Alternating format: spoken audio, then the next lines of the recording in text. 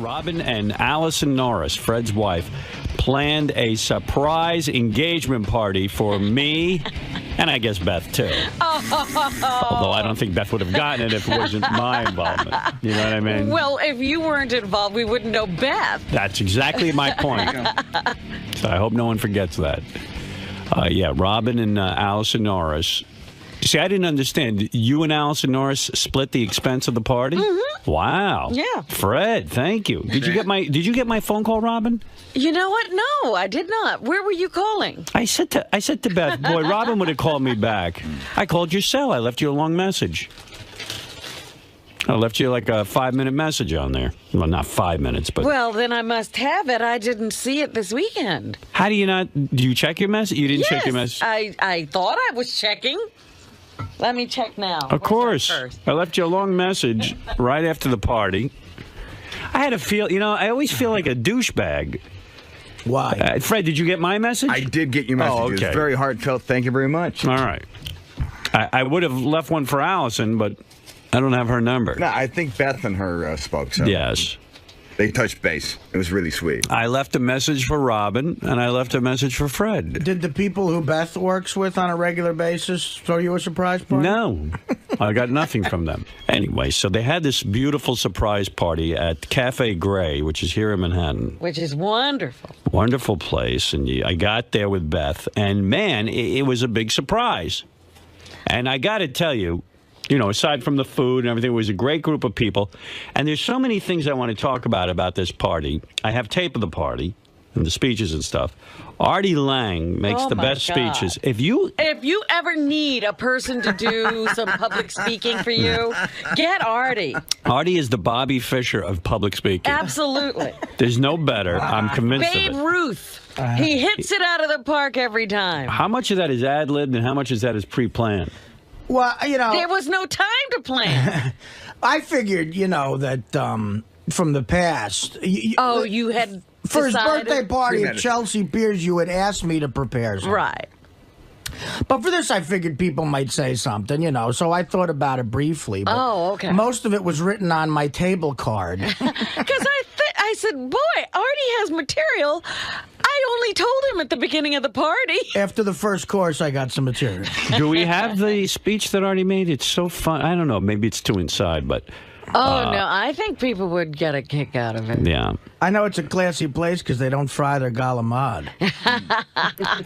All I know is... Howard, yeah. it's on the engagement party page. Oh, there's an engagement party page. Well, there was a lot of... I mean, everybody made a speech. Let's see. Engagement party page. I hate getting up and speaking in front of people. It is a very uncomfortable thing for me. And nor am I witty or have funny lines to say. I really don't. I just wouldn't even have that ability. And Artie gets up, and he starts to speak. And I don't know. It's unbelievable. I mean, the guy is a pro. I go, man, is he talented? Mm-hmm.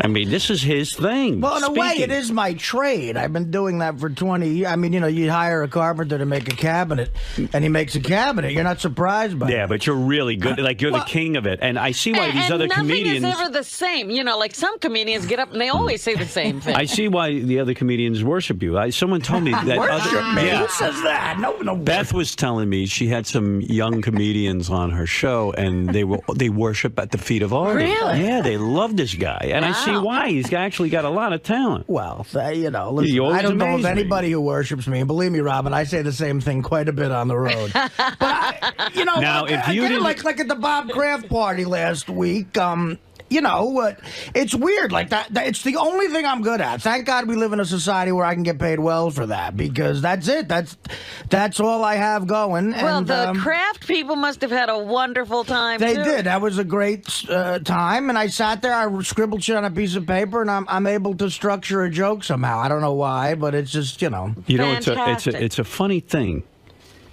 You talk about getting paid for doing something like the #1 chess player in the world is this Indian guy, Anand. Right. And I don't even know him. You never heard his name. I mean, imagine he's the #1. He can beat anyone in the world in chess. How come I don't know him. Because that's my point. Here's a guy who has an unbelievable skill, but nobody could give a shit. It's like these people who come in and queef and fart. It's an unbelievable skill, but you can't get paid for it. Well, Now- I think it's a little more important to be able to beat everybody at chess. And then there's other skills. Like good-looking people get paid a lot of money. Right. You know what I mean? And It's not that's even a not a skill. skill. They just were born that way. Yeah, nothing they had to work for. But I tell you, this Artie gets it. Now, you had to have gotten laid. I was thinking of you all weekend. Artie brought a date Oh, my God. to my party, and the girl was a big fan of the show. On top She of was, it, absolutely. she got to meet all of us. She's very excited. I made sure to kiss your ass in front of her. Yes, you did. Thank you. And Did you? Because I was like, oh, yeah. I wonder if anybody, did the whole, make Artie look I good did. thing. I did. I didn't do the Vietnam speech. Right. But With what I was wearing, it was hard to make me look good. yeah, Artie was completely dressed like a bum. Well, no, not a you bum. know what? Nothing Let fits. me see. Let me say this. Nothing fits. Everyone to a person Yeah. except Artie called me and asked what the dress code was. Well, I was maybe trying to Gary figure out- ΔeLaBate should have called you, too. What was he wearing? A T-shirt. And it's always really? a little Yeah, too tight. Gary didn't look good. Gary does this thing where he I picks. didn't even notice him. He picks at his T-shirt. Dude, Buy a what is bigger. with you, what? I was dressed no weirder than anyone else. Oh, come on! You were wearing a T-shirt. You know why With I... jeans. It's a satin T-shirt, which is not uncommon. It's not. But let me ask you a question. Yeah. All right. Obviously, you're self-conscious when you wear a T-shirt. You pick. I call it the Gary pick. You pick the shirt. This is what he does. Look, Robin. He picks at his shirt because it's too tight. So Right, I know he's always pulling. he's always pulling at it. So I his know belly that fat move. won't show. I know that move. Buy a bigger shirt, and silk is going to cling to your belly. Yeah. I brought a suit, right? Yeah, Because you- Robin said no jeans, and then I spoke to everybody here, and they were all wearing jeans. So I had my wife bring in the jeans and the sports coat. But why not just wear? But you didn't wear a sports coat. You wore that Of course I wore a shirt. sports coat. You look I was the one sloppy. that took it off because it was hot. He took it off. You yeah. look sloppy. Yeah, see, when I saw him, he was wearing a jacket. Well, I know I must have no couth because when sometimes I look at an invitation to see what the attire is, and it just confuses me. It said elegant casual. Like, what the fuck is that? I felt like It wasn't what you were wearing. Well, I don't know. There was some elegance. There was some casual. You could have wore your nice slacks. I said, seen- well, you know what I said? I said to my date, "You'll be elegant, I'll be casual." That's how There it you go. worked. You should have used that line in your speech. I should have. I You're right. know the dress code was elegant casual. Well, she's elegant, I'm casual. Right. I saved it for here. Yeah. Because that girl that I took, first of all, she is a big fan, and she was worried about meeting famous people, and she only made one minor rookie mistake in the cocktail hour before when Howard came over. He was being very nice and said hello, and she was like, "I gotta get a picture right now," and I was like, "Oh, save that for later." You know, that was the only minor thing, but everything. She was great. She's very nice. I saw that. I was First like, of all- oops, she was diving for the camera. First of all, she's way hot. Yeah, that chick is the epitome of Jersey, Philly hot. That is, when you're in high school in Jersey, that's the chick you want to date. Well, let But me you ask could you. say that Artie has a type, couldn't you? Yes. Yeah. Definitely has a type. She does. I have a type. Well, let me ask you something. Breathing. Did you get laid or not? That was our second date, and no, I did not get laid. Did you make out or anything? Yeah, but You squeeze those nice titties in the halter top? Artie, it's after a fun. night like that, you don't get laid? You know, it's funny. Wish I banged her. Give me my money back now. But it's going very well, though, the Yeah. relationship. It is. You made out. Did you squeeze some Not that titties? it's a relationship. guys- You know what's funny? How far is did you get? Third before, base? You know what's funny? I never had this conversation with the girl. Let me smell your finger. Before I talk about anything on the air sex-wise, I always ask a girl. Right. Look, do you mind if I... And I don't think she would mind, but I never have had that conversation Well, then don't with talk her. about Yeah. it. You're right. You're Yeah, right. we don't want to blow anything. I am sure to always ask a chick before I mention, like the last girl from, she was from South Jersey. I specifically said that, and she said, I don't care. You know? Right. But I haven't had that conversation with her. It was only the second time we went out. Fair but enough. She was very nice and very into meeting you guys, Robin and Fred, and she was, she was genuinely happy, which Right. was cool, Well, I tell you, I mean, she had to be impressed when you got up and spoke. I'm telling you, Here, I'll play- that should have sealed the deal. I'll play Artie's You're speech. giving us a setup now. It's going to be so disappointing. Yeah, I don't know. It's just It off was the cuff. perfect at the time. To It's set up just- the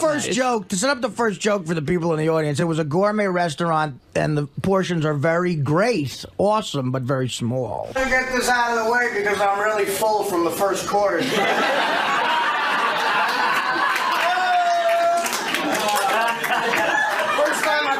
stand up after a dish of 𝗛𝗲𝗍.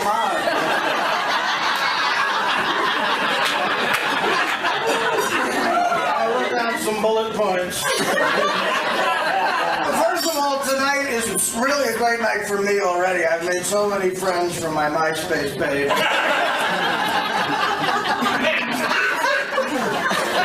Ronald is going to email me. Today's a day full of surprises. Robin threw a party. Well, that's not a surprise. And my blood sugar level is only 150. Who's got the cannolis? Great job with the food and wine as always, Robin. The wine is excellent. As a matter of fact, I would like the same wine selection at my intervention. I'm at table 4 with Benji and John Hine, the hip table.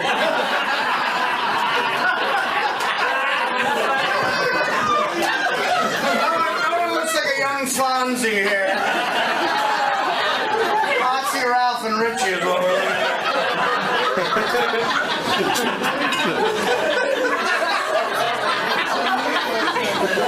Benji's got the same tie on he had in his first bris here.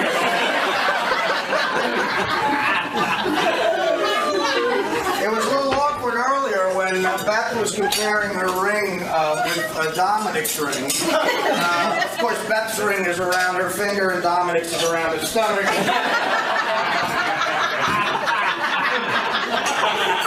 The weird part is Beth's is bigger. So. But it's not just our Events Day. It's not just about the celebrities here. We care about everyone at the show. Of course, our producer Randy and his wife Danielle are getting married soon. Good luck, Randy and Danielle. And then the cameraman Ivan and the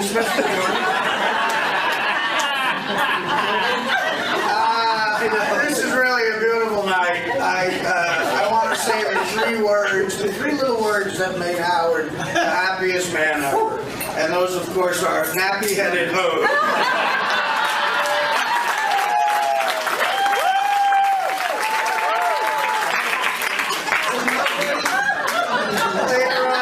Later on, Beth is going to sell her ring and feed Kenya. That's it. Which I think will be a nice little gesture. That's it. I want to get this out of the way. I'm wearing a fireman shirt. It was the only thing that fit. And honestly, guys, you're such a beautiful couple. I'm happy to know you. And I'm saving some jokes for your kids' christening.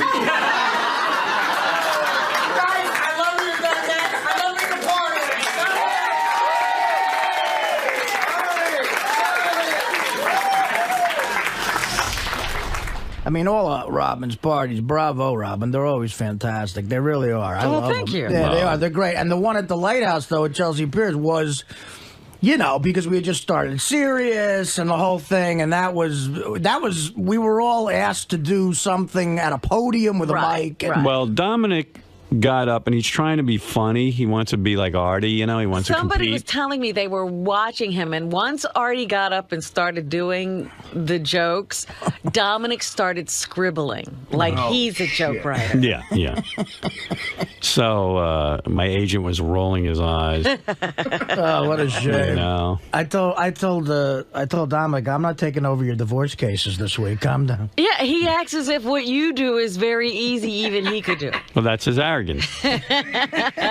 Well, anyway, so it was a great party, and there was like a lot of weirdness in the sense that Scott the engineer decided not to come. Yeah, Scott. Now, wait a minute. Scott was invited. He was invited, right? Yeah. Okay, good. That would have been if he wasn't invited to that. This jerk is the guy who complains that he's not invited to anything, and then he was invited, and he used it as an opportunity. He goes, "I'm not going." So everyone goes, "Well, why are you not going? You were finally invited to something, you fuck." He goes, because I got the whole story. Right. Because it was a surprise to me. Was this his form of protest? Yeah. He goes, "Well, I have to work on Friday. No one else does." So meanwhile, the show's not on Friday. He could have certainly shown up at work at 7 o'clock as opposed to 4 in the morning or whatever he gets in. But he's just being a douchebag. You're a douchebag asshole. Everything's about him. I'm throwing a party I'm not for a you, but I douchebag didn't asshole. make That had nothing to do with work. You really are, I had family stuff that I had to do. No, you didn't. Always he has family You stuff. always have Bullshit, family man. stuff. What did you have to do? What did you have to do? My son was leaving for Europe on Thursday. Give me a and we break. wanted- Scott, how old's your son? Oh, come on. You always know? use your son as my an wife excuse. and I wanted to You didn't spend- see him all day? We wanted to spend time with him before he left, okay? So Oh, come on. Stop it. I You was- could I have was- taken 2 hours to come to the party. Your son, you can't leave your son's side. You're such a fucking horseshit artist. No, I'm not. Don't ever complain about I'm not not being complaining. invited. I was very appreciative. And you that I were was running around invited. telling everyone how you had to work on Friday. I was just You could have. bullshitting on that point. Right, of course. No, you I had weren't. to do, you know what? You've never done any fucking family shit, man. All Get the time. I mean, come on, man. You're a Sometimes bullshit artist. family's more important. And Come all on, this give me a anger, break. and all this anger inside of you. Anger. I got a lot of anger. Yeah, because I think listen that to you're you. being ridiculous with this fucking. Because I couldn't come because I had to do family. I don't shit. give a fuck if you come to Well, then anything. why are you making such a big deal Stop about it? Actually, complaining it was to better that you everyone. Come on, man. Stop with the sad sack I'm not attitude. complaining, okay? Yes, you are. I really wanted to come. And No, you complain about everything that no one thinks of you, and that's why you're just a jerk. Look at you. I mean, come on. I mean, you're getting on me. You had a great party. What the fuck is the big deal that I wasn't there? You had a great it's no party. Why big deal. bring up me? You had fucking 30. Because it's 100 typical you. It's typical me. I mean, I'm By the the way, one. Scott's I'm the son one. You leaves had, for Europe. you had a great party. Robin and Allison threw you a great party. Because you're But you bullshitting. got to focus on because If I you were wasn't honest, if you were honest, Scott's being son, honest. Scott's son leaves for Europe every 6 months. I'm You know, being he honest. does a tour. Right. They have him home. They see like him he's all going the to time. Iraq. Yeah, he's not going to Iraq. know. He's coming back. So that's a big bullshit thing. Yeah, they He's- could have made their celebration Wednesday. He didn't instead go of because he Thursday. finds the negative. He goes, well, Absolutely. everyone's off on Friday. Not everyone's No, off I on was Friday. no, I was just Bullshit. that was- You're an angry guy. Yeah, I forgot to check with his schedule to see what a great night to plan your party might be. So what's the real reason you didn't go? What's the problem? I told you that was it. Mm-hmm. That was I wanted to come. Why do you think your son goes to Europe? He wants to get away from you. I know. He can't That's weird. He nobody wants to can get take away me. from I'm you, gonna- too. You know. How do I get to Europe so I don't have to see him every day? So don't complain. I'm not complaining. And no need to invite him anymore. He's, I won't. You know. That's you're off the list. Wait a minute. I thought I was always on the list. Well, you just got knocked off the list. Oh, Yeah. come on. That's bullshit. There's no point in inviting you. Hey, Howard. Ronnie says he's going to NASCAR with you, and then you say you're going, and then you don't go. Yeah, it's a pattern. So, Jason was telling me that, he was in charge. Robin had told him to invite a bunch of people, and he said there were only 2 no's. Scott and Doug Goodstein. As we know, Doug had a genuine family emergency. Right. Right. And believe me, Doug would have been there. And did you say no right away, Scott, or did No, I you take didn't. some time? Here's who worked on Friday. Richard, Will, Jason, John Hine, JD, and Tracy all were here. In fact, a lot of Now, people what- I at told the you it was- party came up to me and said, you know what? There are a lot of people who work on Friday. I told you it wasn't the Friday thing. I was just. And it wasn't a late party by any means. No. No. You're such a bullshit. It wasn't the Friday. Tell the truth. What happened? That's the truth. What went on in your head, in that bald head? In my head? Yeah, what went on in that bald head of yours? Nothing. There's nothing in my head. Well, all right. I mean, it was. I Then you're wanted not to being come. honest. I wanted to come. But what happened? What turned off? What Nothing. happened? I told you. So don't look for invites anymore. This is what you No, do. no, no, We no. invite you to Because scores, I have and other then you can come, and then you no, can't because come. I have other plans. I have to stop the world for you. No, I mean, you know. not for me.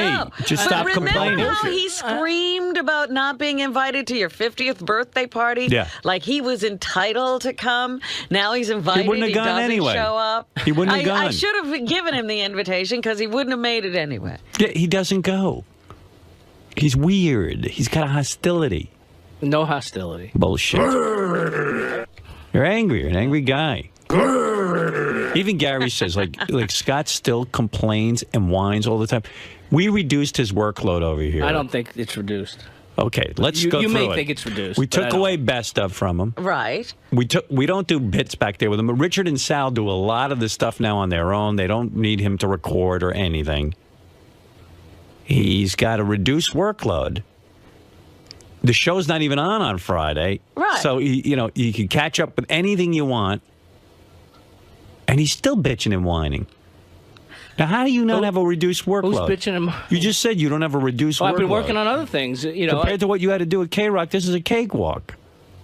Whatever you think. Whatever you think. Oh, tell me why I'm wrong. Well, I'm here every day doing bits and doing whatever. I mean, whatever we're doing. Scott, what he's saying is, of course you're here every day, but you don't have to deal with Best of anymore, which was a huge pain in the ass.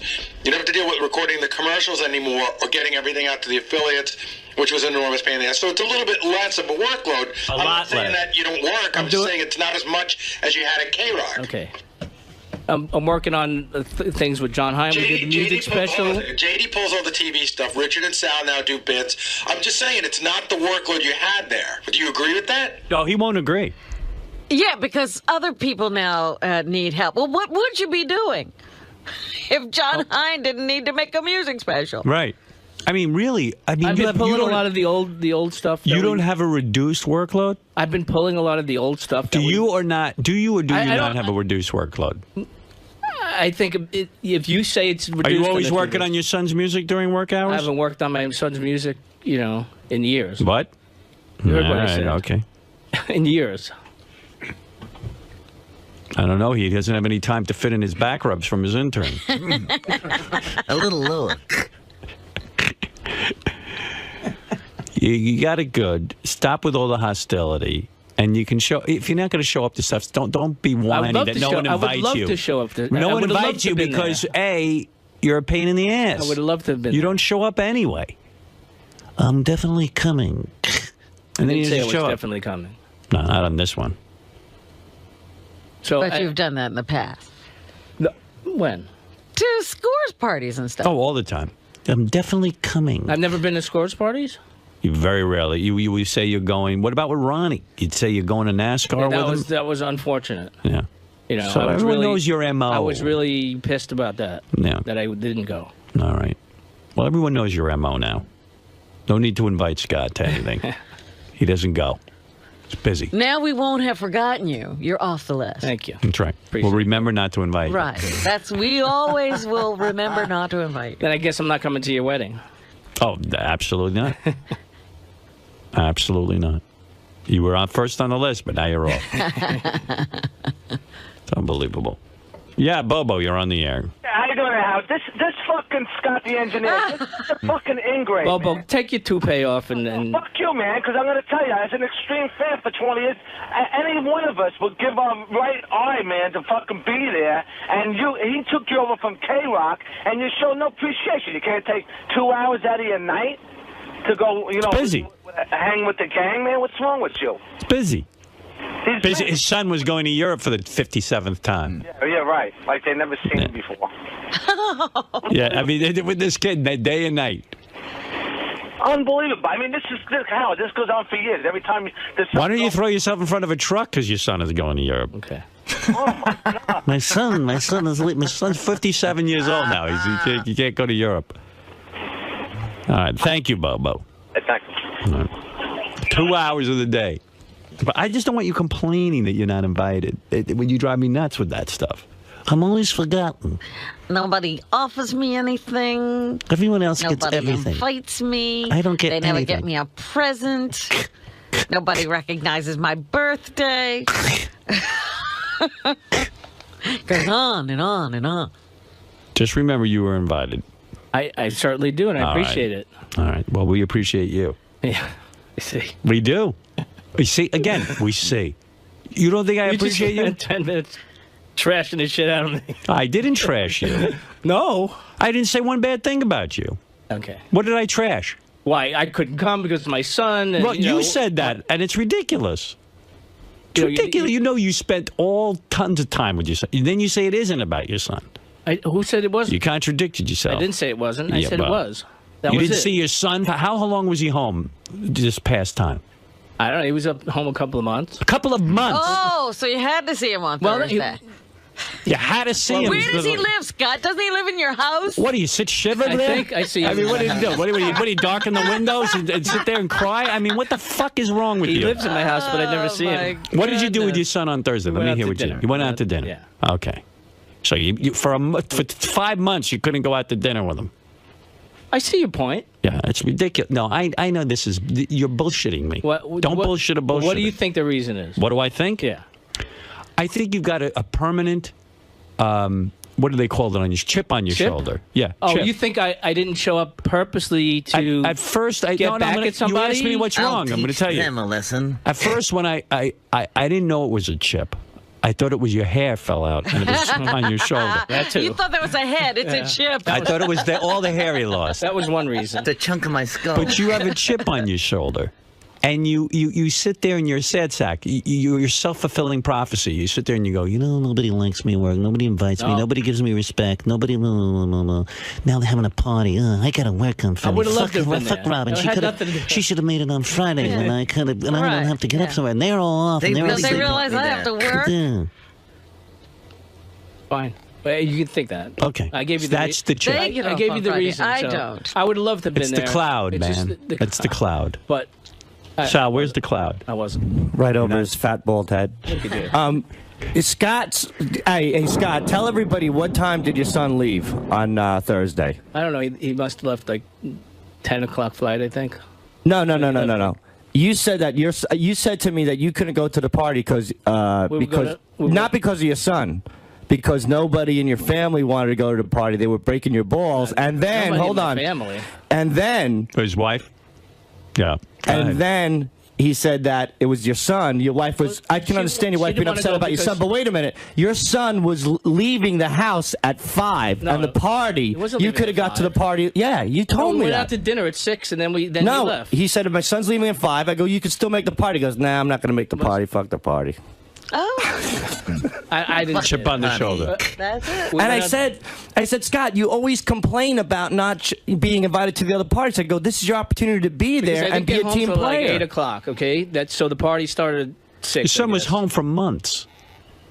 Okay, I know. I mean, wait. Okay, all right. I had enough of this. This is silly. I understand that. I just don't want to hear about your chip anymore. There's no chip. I want a Really? smiling, There's happy no attitude. Okay. I really do. All right. No, there was no chip, really. All right. There's no chip. He said, I don't care if Howard's on his deathbed. I ain't going to that fucking party. Right. Thank you, Sal. Howard, I love you and I appreciate everything. It's not that I don't think you love me. You've I done think for you're me. a hostile guy. I'm not hostile to No. anybody here. I just, you know. You were invited. That's all I'm saying. I understand I was invited. All right. And I Thank really you. wanted to go, but there were certain things that kept me from going. Fair enough. Thank you, Scott. Good luck. Scott, no chip, man, nothing. No, there's no chip. There's no animosity. I mean, if you, I know I'm surprised Ronnie wasn't in there, trashing me. What are you starting with me for? I didn't say a word. I could have came in there. And I said, know, that's what I mean. I could have came in. You told me your son was leaving at 5 o'clock. I knew that too, but I didn't come in. I said I was surprised you weren't in there. See? That's what I said. See? Now you're picking on me. I didn't say I didn't a word. pick on you. I kept my mouth shut the whole morning. Now you're starting with me. Now we got Greg You here. go Now, running. Now 5 go o'clock, running. man. 5 No, it o'clock. wasn't His son 5 left. o'clock. Okay. It wasn't 5. And he could have went. He could have came. He was supposed to be there at 6:30 for the surprise. He could have showed up at 7:30 after the surprise and stayed for an hour or two, and still came into work. And he could have came into work late. He didn't have to be here because now you see he started with me. I was quiet. I minded my own business. See, Ronald was good. Didn't say a shit word. Now he's coming out. You awoke a sleeping Ronnie. Yeah, exactly. I mean, Damn it, Scott. He should have fucking been there. Where's Ronald? Why were you there, Scott? Why couldn't you have done both? I can't multitask. No, seriously, you're often accused of saying that you feel left out, that you're not invited to the big events, and here's a big event, and you're a no-show. I mean, I explained that my son, we wanted to spend time with my son, and at the end of that. But what about Ronnie's suggestion that you could have Fuck done? Ronnie. That you could have done it all. Fuck Ronnie. Do you think you need anger management like Alec Baldwin? I don't need anger management. I was fine. I wasn't angry until he started. I mean, out of all the people that were at his party, he had a great time. All the people showed up. He has to focus that I wasn't there. I mean, just focus on the people that came. Why focus on the one guy that didn't come? Well, he says you complain all the time that you're not invited. Well, it's true. I'm not invited. I was invited to this, and unfortunately, I couldn't make it. So, you know, do I have to go to everything I'm invited? Does he go to everything he's invited to? I'm sure he turns down some things because he's got other things to do, and this was one of the things that I unfortunately had to turn down. Maybe you just like to complain. That too. I love to complain. I do. I love to complain.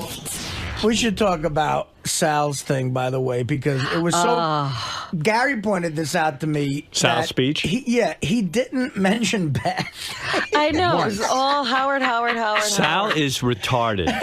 I mean, Sal is retarded. It was an engagement party, and you were supposed to be toasting the couple. You know, I'm not talking about whatever, like, you know, people were busting his chops and everything. I'm not talking about the content itself, except for the fact that Gary pointed this out, and I went, you know what, you're right. It's an engagement party, and he doesn't mention the bride to be. It was his engagement to Howard. Right, it was like, Howard, you and I, me and you, how do you look at me?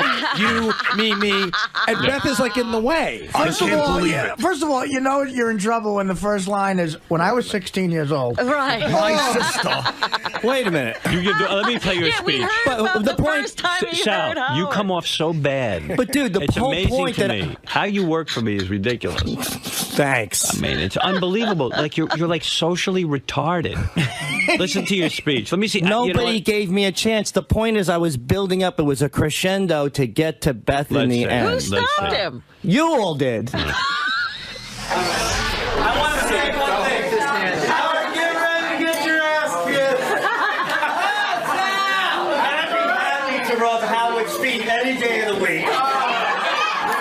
Sit down, broken off. And Howard, no, in all honesty, I want to say that when I was 16 years old, my sister called me. I was on the way to school. She knew I loved dick and fart jokes, and she knew I was an idiot. And she says, "You have to listen to this guy. He's in the middle of fighting a guy named Fred, and he's going into something called lesbian validation." I immediately changed the channel. Heard him in the middle of yelling at his staff, yelling at his boss, and after all that, people cursing, flipping out. I was freaking out, and then Howard goes, "And when we come back, we're going to have lesbian validate." And I said, "I don't know who this man is, but whoever he is, he revolutionized radio. He's got..."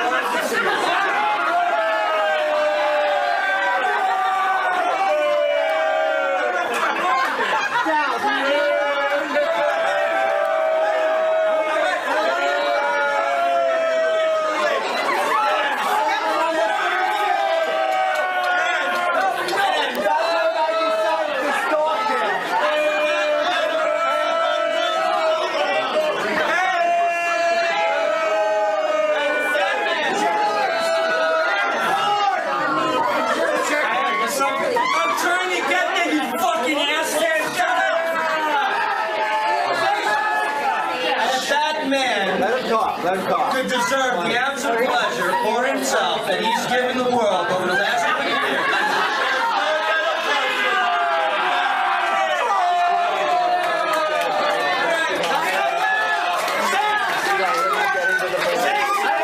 Say something.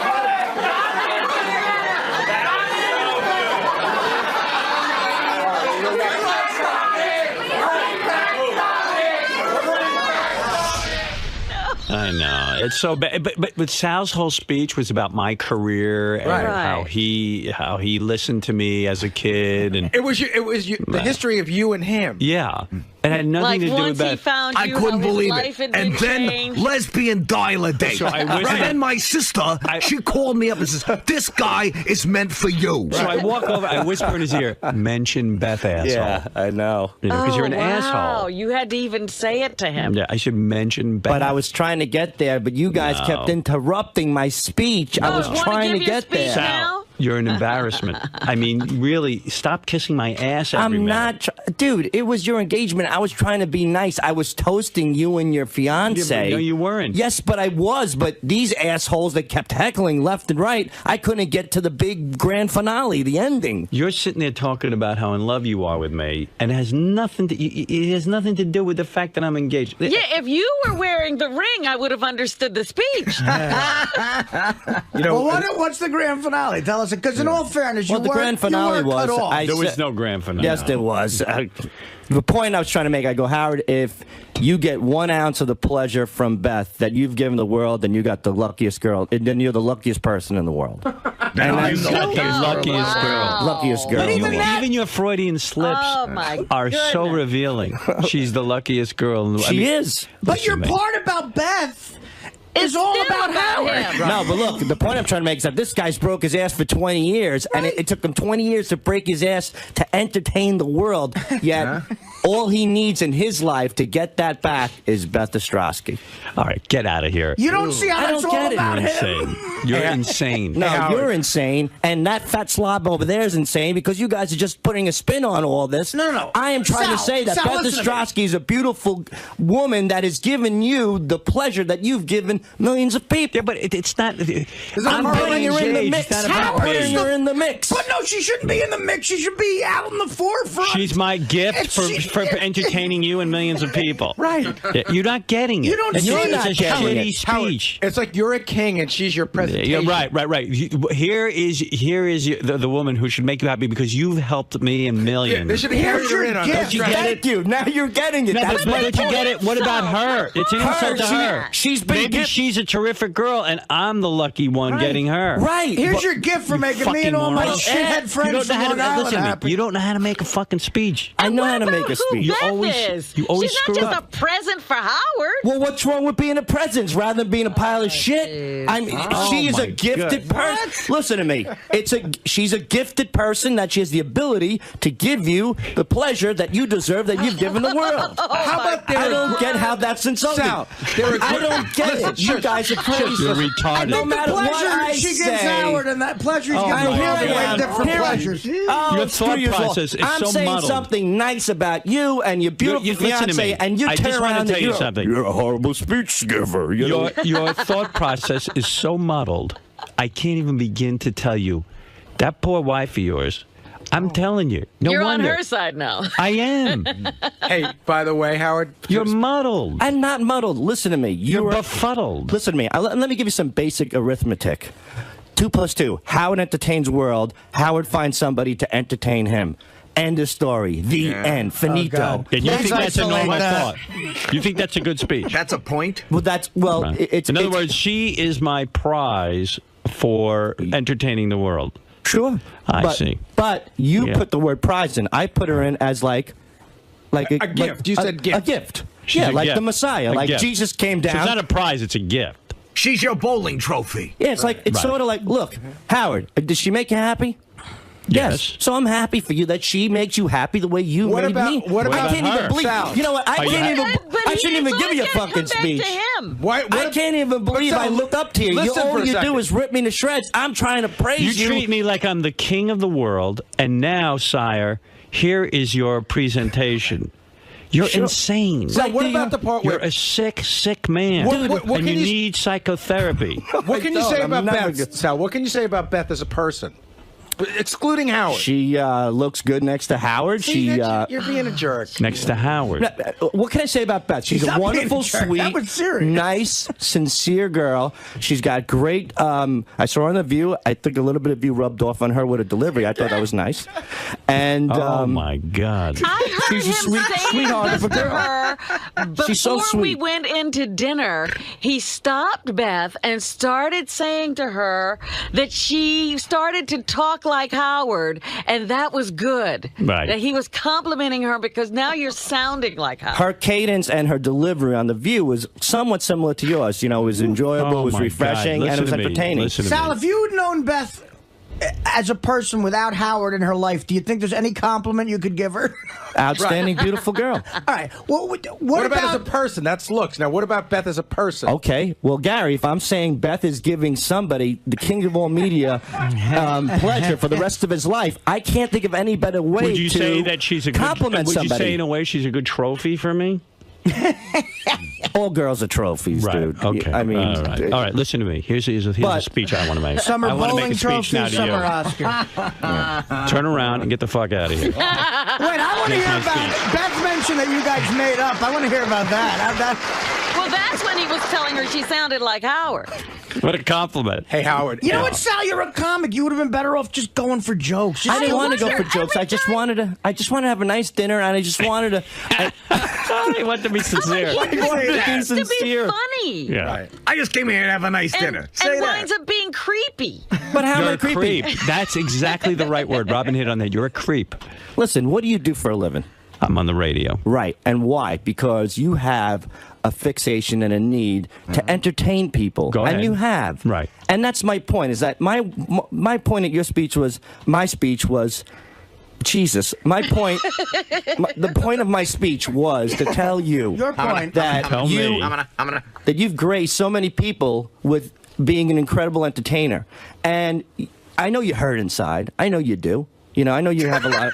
And the point is that somebody like you, over years and years of grief and anger and anxiety, you've put it all on the line. You've entertained so many people. You finally got what you deserve. You finally got the pleasure back in your life that you've given so many people. And that pleasure is 𝗦𝗫𝗄𝗿. You're a fucking lunatic. Hey, so what if you got now? What if you now? What if so nice and touching? Now, what if you got up and said, "You know what, Beth? You're an amazing person. You're terrific, and you know I'm really happy that you have Howard in your life because you know what? After the years of being in different relationships, things like that, why not reverse it and make it about her?" Well, because I did. You sit there and suck my nuts like she's a prize for me, and it's a bizarre speech. You come off in such a weird way. I can't even begin on how many levels to tell you how that speech is completely bizarre. Do you realize that I saved the best for last? That was Beth. That was my whole intent. You're full of shit. No, I'm not. She's in the end. No. And everybody... And Howard, here's your present for You know what you're entertaining saying? It's me. like you're saying, Howard, you are God. And now look at the beautiful gift we are presenting to God. Yeah, I mean, this is a sacrifice from us to you. Yeah. She should have been dropped. Now throw in the volcano. Like I'm King Kong, and she's like, Fay Ray being brought to me for me to devour. In other words, you are the great Kong. Here is your gift. Please That's don't your eat speech. us. Hey, dude, you're the great Kong, man. That's awesome. That's your speech. So, do you know how awkward that is? Not really. It's like the Godfather speech that Artie does all the time. Don Corleone. Yeah, you're 𝗏𝗏𝗏𝗏. You're 𝗏𝗏𝗏𝗏𝗏. You are 𝗏𝗏𝗏𝗏𝗏. There was one point he started to talk about how, as a kid, he heard lesbian dial-a-date and realized this man was revolutionizing radio. You were. I mean, but Sal, that wasn't the time to be to honor him. It But was the about point being was- engaged. I know. The point was what? The point was that I've never had the opportunity to tell you that. It was a beautiful moment and a beautiful night, and I was able to put it all together. Can I pull him aside and tell him that Howard, story? can I ask Sal a question? Because he said something earlier. I'm dying to know. I don't get it. I complimented you. I didn't curse. I didn't make an ass. I don't. That might be appropriate at like my retirement party. I don't know, okay? man. Not even, but I'm just saying you don't have to. When he's inducted into the Radio Hall of Fame. It was so douche chilly, and I looked at your table. If you thought Buchwald was rolling his eyes at Dominic, he didn't know what to do. He was so embarrassed for Sal. He wasn't looking at you. He was talking. He was talking to a dinner roll. No one knew what to do because first of all, he promoted lesbian dial-a-date. How did you know what it was? He just said when we come back, lesbian dial-a-date. You don't How do you know forget that's moments like you don't forget moments like that in your life. You don't. That's a lie. You didn't hear it. You're being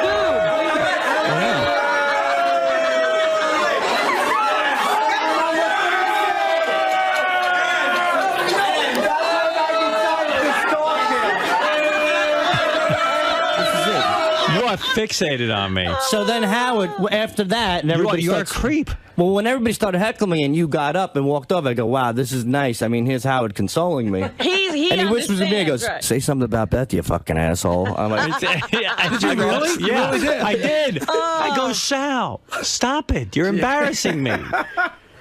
Sal, how could you continually fuck up your relationship and I with said Howard? to Howard, I go, I'm getting there. Well, you know what it is? I'll give you why did Brando and Vito Corleone keep 𝗏𝗏𝗏𝗏𝗏 around? Because he could call him to cut off a horse's head. If he Right. liked. Right. Sal's here because he'll get naked and paint Richard's balls. Right. Not because he's great at a party. Hey, Howard, can I ask Sal a question? Because he said something earlier. How does Howard hurt? You said he hurts. What is my pain? I'm dying to know what that is. You're sad, you're angry, you're whatever. That's what constitutes Howard Stern. But what makes him hurt? I don't know. I'm not a psychologist. I don't know what makes him hurt. You're not but a psychologist? I didn't know that. But I you thought said, you were. Wait, Sal, you said before, you go, listen, Howard, I know you hurt, but you're still great. So you clearly have an idea in your head that he's got some sort of pain. I'm loving to know what it is. Well, last week you kept saying I can't sleep, I'm sad, and and well, sure, everybody has theirs. Yeah, so you hurt a little bit. We all hurt, but it's I'm hurting right now. Everybody hurts. It's nice, but See, Sal is Did you talking write about that himself. shitty It's song? once again his "I'm on your wavelength" Howard Right. sentence. oh, so Robin, you shouldn't be concerned for a friend if he's hurt. No, this he's is sad? you. You're projecting your feelings. Look at me. How am I projecting my feelings? If a fucking Aren't guy you tells in me, pain? Aren't you Sal. hurt? I'm always hurt. I was born Sal, hurt. look at me. There's something very wrong with you. Yes, I'm you. telling you. No. Always switching shit around. I'm trying to be a nice guy to you. You want my advice? You really need to see someone for some help. There's something really off. You're off. You know when someone's touched? You ever hear it touched? No, what does touched mean? Touched means like there's a little something wrong. Touched in the head. Isn't the whole world touched? No, all not touched. like you. Maybe Not like you got this. 2 screws loose. I want you to get psychological counseling. Some of us are touched in capital letters. And try to go to someone legitimate, not some shaman. All right? Yeah, don't go to the guy who drives you. I feel so deflated.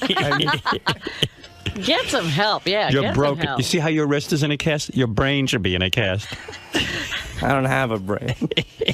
Are you crying? Guys, I'm so deflated. All I wanted to do, I didn't want to be funny. I didn't want to do anything. I just want to say, hey, thank you. That's all. night, did I said, you thank realize- you, and here's your prize. But hold on a second. No, no, Wait, no. for everything hold you've on. done. So, listen Here's to that. your prize. Listen to You're this. saying it again. Here's So your listen, prize. that was not a night to say thank you to Howard. That was a night to say congratulations to this Right. lovely couple. It wasn't a place to say thank Gary, you to there Howard. wouldn't be a couple without Howard. Stop! Oh my God! It's insulting. Knock us off. No, it's not It insulting. is, dude.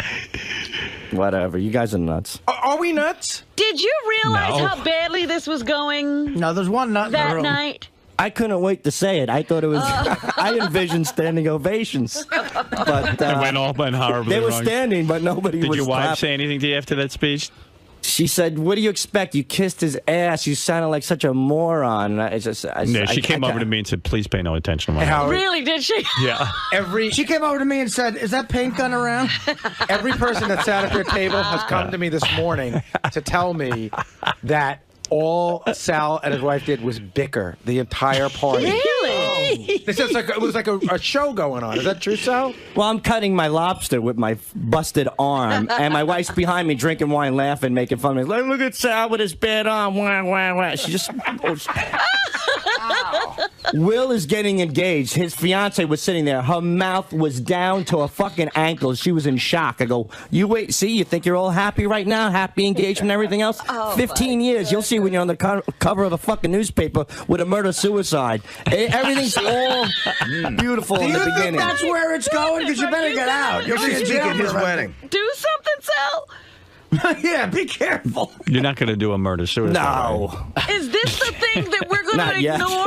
You're just probably going to do murder. You're not doing the suicide Right. Is part. this the thing we're going to ignore? And when Sal does it, we'll go, well, he said that, but we didn't really mean it. Think he meant it. Just don't do it at Virginia Tech. They've had enough problems. Really? Pick a different college. Pick the Johnson Space Flight Center. But what'd you want to say, Will? It was just so funny to see Sal and his wife fight, but my girlfriend was really uncomfortable with the whole thing. Why? What was going on? It's just like they try and one up each other, and they're making a joke about it at first, but then it obviously becomes like real? Like yeah, and there's a lot of tension, and you're just But like, Will, was I even saying anything? My wife, she well, was. this is it. You both try and play like, well, I'm the victim here. No, you're the one that's the asshole, and it just goes back and forth, and it just gets to a point where it's completely uncomfortable. You guys need a date. You're the fighting couple. And then my It's like- wife, after a couple of They're the drinks, she breaks down. She goes, "Next time I do this, I'm marrying a Jew." Oh my gosh! Why would she marry a Jew? What does a Jew Because they kiss your ass, they make good money, they pay attention to you. Those people? Yeah, I mean, Well, you married the She's right nuts. woman, I think. What about marry a Jew? That is a funny. That was a funny table because I don't know Will's fiance that well, but she does seem very proper, Yeah. you know. And then you got Richard, Oh who my is God. just whose teeth were They were brown red from the wine. Yes. Yeah, they were grape colored. Drunk off his head.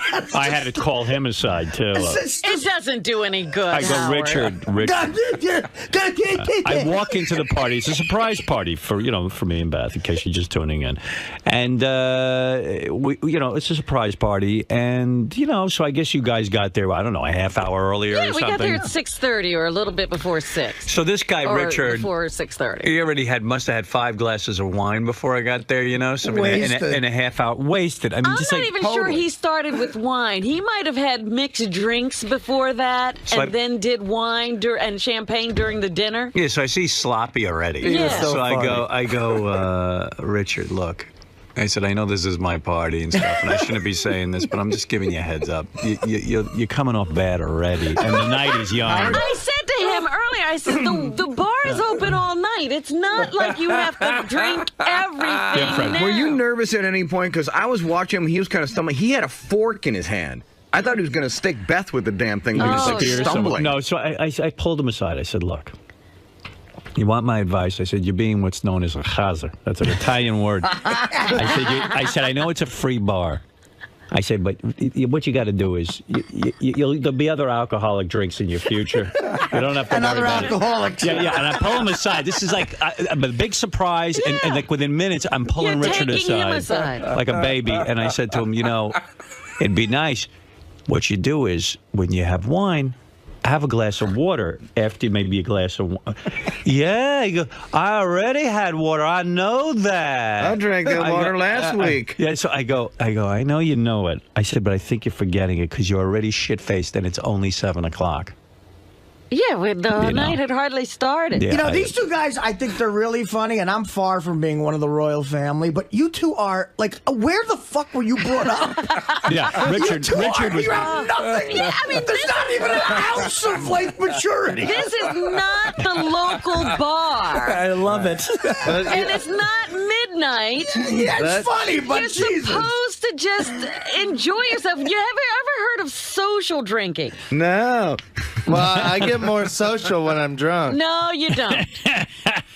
You're like a bore. No, we had fun. We were slapping each other on the back. We were hanging out. I got to tell you something. You get this. I'll do an impression of you. You get this hangdog look on your face. There's a look, yeah. You're like this. And you're weaving. It's like the happy retard because he's smiling. Yeah, you're like, yeah. And I mean, you're at a social function with women. And, there's people to interact with. Now you're blasted and you can't even talk. I want to congratulate you. I came from the middle of nowhere in Kansas, and this guy gave me a chance. I owe everything to you, Howard. And I'm not just speaking, and it's not the wine speaking. I really mean that. Yeah. But man, Your my teeth God. are red from the wine. Yeah, it gets like that when I drink wine. Yeah. Look, I know you didn't have any. Look, there you are. There's a picture of you at the party. Look at that. And I mean, women are looking at you. You look like a retarded person. Yeah, that's what he said. He's a happy retard. Well, it was So what I that say to you is- champagne. I started with champagne, and that was, I don't know if that was Dom Perignon or what, but it was good. And I had 7 glasses of that, and then went to wine. Richard. Yeah. It was good, though, Robin. That is crazy. It was 7 good. glasses of But they were champagne. small glasses, smaller You glasses. realize when you say to Richard, were you brought up in a bar, and you realize with him that's not a rhetorical That's question. right, he was. They had a Oh, wait. champagne flute. I used to spend the night in our barn just for fun when I That's was where a you kid. belong still. Okay, Yeah, your family which was cow gets glad lucky? on those evenings. All right. Shh. Listen to me. Jeez. Listen to me. Okay. Because the noise level's building up, and it's early in the morning for me. You need guidance in your life. You're a bore. A bore? You understand what a bore is? Yeah. When you get into a party, you drink a little bit. I wasn't boring at the party. No. Listen to me. What a bore is. I'll give you the definition. It's like a wild pig. Yeah. When you're at the party, you have some class. You have a glass of champagne, then you stop a little bit, you sip it. Did you notice there were tablecloths on the table? Hey, Howard. But listen to me. I'm trying to really be serious now. I've stopped all the And noise I in the drank room. water, like you said, too. Oh. I drank some water. But you walk around with a shit-faced grin. You know what I'm saying. You gotta... Your face gets all red. Yeah. Am I right, Sal? When you first walked in, when we said surprise, me and Richard intentionally stood in the front. We thought you were going to be so happy to see us. So we yelled surprise. Howard's walking our way, and he goes, "Hey, Dominic, how are you?" He goes right over our shoulders. I even said hi to you. I was like, "Hey, congrats, Howard," and you go, "Hey, Dominic." You walk right by us. Yeah. Like Well, these two assholes are at my why party. do I do that? Now you see why. I know, we know why, but all right. Because we I thought had you were two going to be. glasses of champagne in my hands. That's why. There's you licking JD. Then you're looking JD's face. It's enough. Oh. Go slow. The night is young. Yeah, but the party was over early. Yeah. Okay. But you pace yourself so you don't make an asshole out of yourself. And you enjoy the drinking. At some point, when you drink that much that quick, you don't enjoy it. Were you able to I go had and fun. talk to everybody at the party?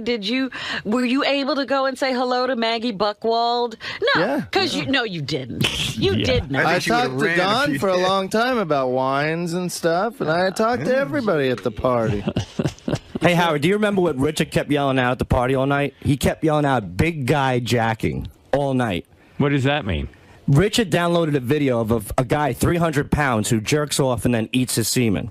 And he thinks it's the funniest video in the world. So all night at your party, he kept yelling across the room, "Big guy jacking, big guy jacking." And everyone's like, what's that all It about? was like an inside joke All with right, me the and two of you JD. go back to that office I got you. And go And never create come something. out. Yeah.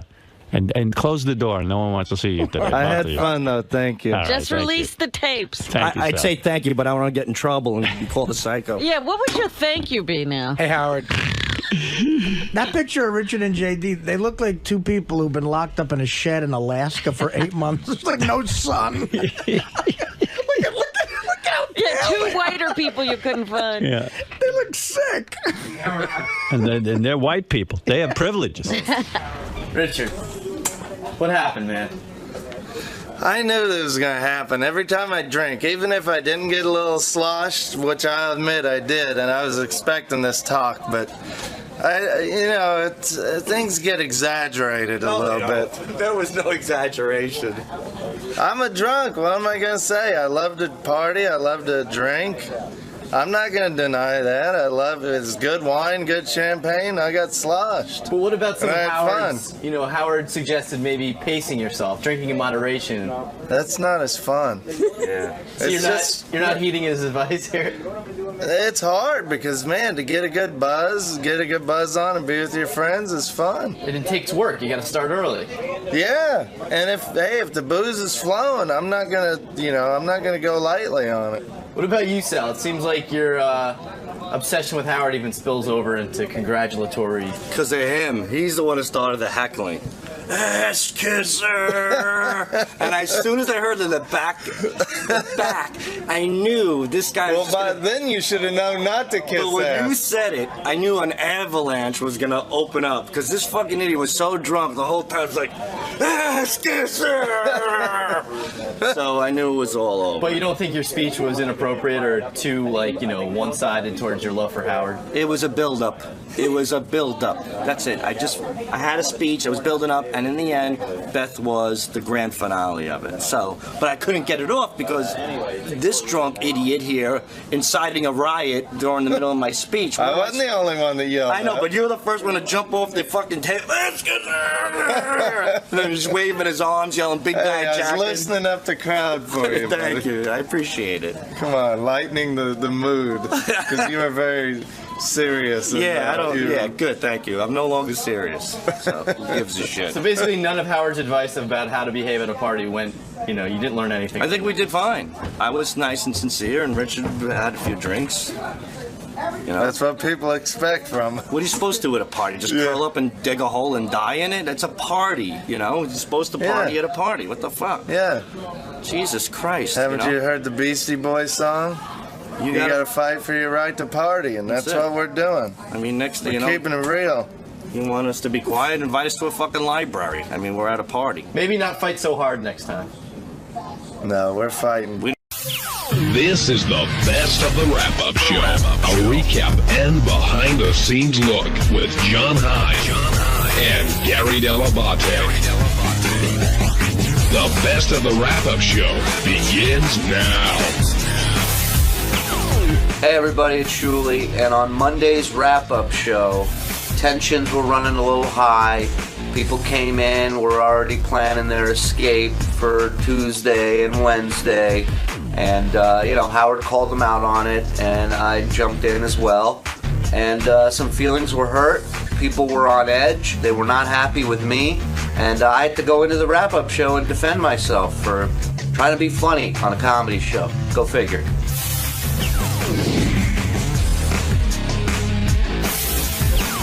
Are you undependable?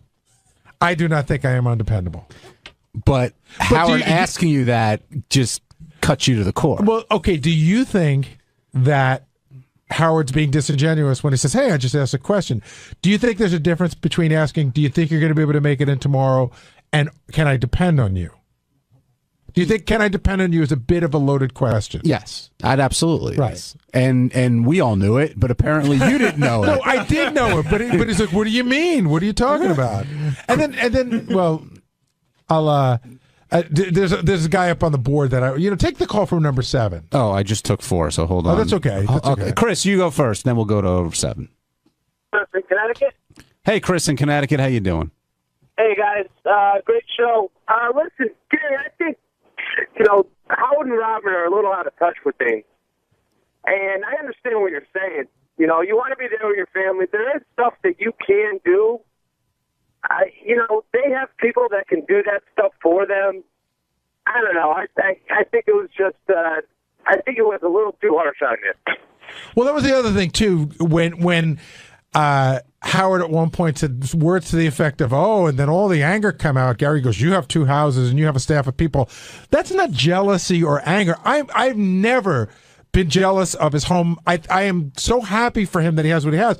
I'm just saying you have options that I don't have, so don't compare us. So this is one of those weird things, and I'm talking as a Howard Stern fan, not as an employee, where I disagreed with every single thing that Howard said to you about the hurricane, and yet enjoyed every single second of it. I mean, I was laughing. I felt bad for you. I came and talked to you, I think, a couple different times, but oh my God, was that funny? Even though I thought he was totally wrong in what he was saying, it was still great.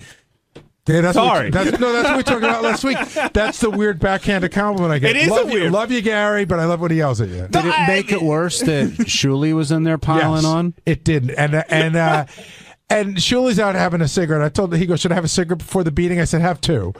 But because I think there's a line of people who want to beat up on him. But when you sit in the studio, yes, it's your job to be funny.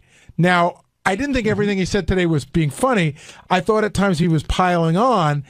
And even if you are being funny and you are piling on, you can't expect to walk out of the studio and act like it didn't happen. When you go in there, you're saying, all right, I'm going to fuck with Gary, and if there's repercussions, I'll deal with it. But 𝗛𝗲𝗍 wants it to be like, what do you mean, man? What are you talking about? So, first of all, the funniest thing that happened was after the show, you asking 𝗛𝗲𝗍 if he was going to have time to come down to the wrap-up show. I didn't. No, 𝗛𝗲𝗍 always has time to come down to the wrap-up show. He just said, do I have time for a cigarette? Even when John doesn't have time for 𝗛𝗲𝗍 to come down to the wrap-up show, he finds time to come down to the wrap-up show. I thought 𝗛𝗲𝗍 was brutal to you, and some of it was funny, and some of it was, I can't wait to see what's going to happen off air between Gary and 𝗛𝗲𝗍, like if there's going to be tension there. But there is something to be said since 𝗛𝗲𝗍's not here, to say like, hey, he's auditioning for a job. I would imagine. That's fine, but if, you can't blame it all on, hey, I'm trying to get the job, so I made you look like a piece of shit. And I said to John, it was a lot like the kid in school who accidentally does something right that the whole class did wrong. So he accidentally decided to take the room, probably because he just doesn't want to be home. And oh, please! First of all, is there anything more embarrassing than 𝗛𝗲𝗍 gloating about the fact that he left his wife and newborn baby at home? I mean, forget Howard for a second. He kept pointing out to Howard, "Oh, how cool am I to be at the hotel?" That's what I'm saying. You know what, 𝗛𝗲𝗍? I don't think you look that great. He goes, "Hey, I'm going to be here. I'm the good guy," and I found that annoying. And 𝗛𝗲𝗍, in all fairness, is not a homeowner. And never has been a homeowner, so doesn't like 𝗛𝗲𝗍. I think he rents, correct? I don't know. Hey, John, we're trying to see how long we can go without you talking on your own show. It's okay. You're doing great. I think he rents a house somewhere, right across the river. So if a tree falls, he's like, "Go pick up all my shit, let the water come in. It's not my headache." Will was. I'm going home after the show. I'm trying to get a car service to go home after the show. Because I will not be able to relax tonight thinking that my wife is home scared. Even if it's just listening to the wind and being scared, I can't hack it. And Will is very much undecided. And I told him, I go, when you get a call at 1 o'clock in the morning that a tree branch came through the window and your wife and kid are screaming and they need someone just to comfort. Forget fixing this shit, just comforting them. Well, you're gonna feel like garbage. And but that's a huge point. Yeah. Because so Robin's like, what are you gonna do? Cut a tree down? I'm like, no, but maybe I can help my family from being scared shitless. Right. You want to be there for them. Right. And Jason, you're right. But Will also is thinking, am I not dependable then? Am I letting the show down because everybody else is coming here and braving whatever they're braving and staying in the hotel in the city? Who's staying in the hotel? Everybody who came in. No, we all. I don't know who's staying in the hotel tonight. Shuli. Shuli's the only one.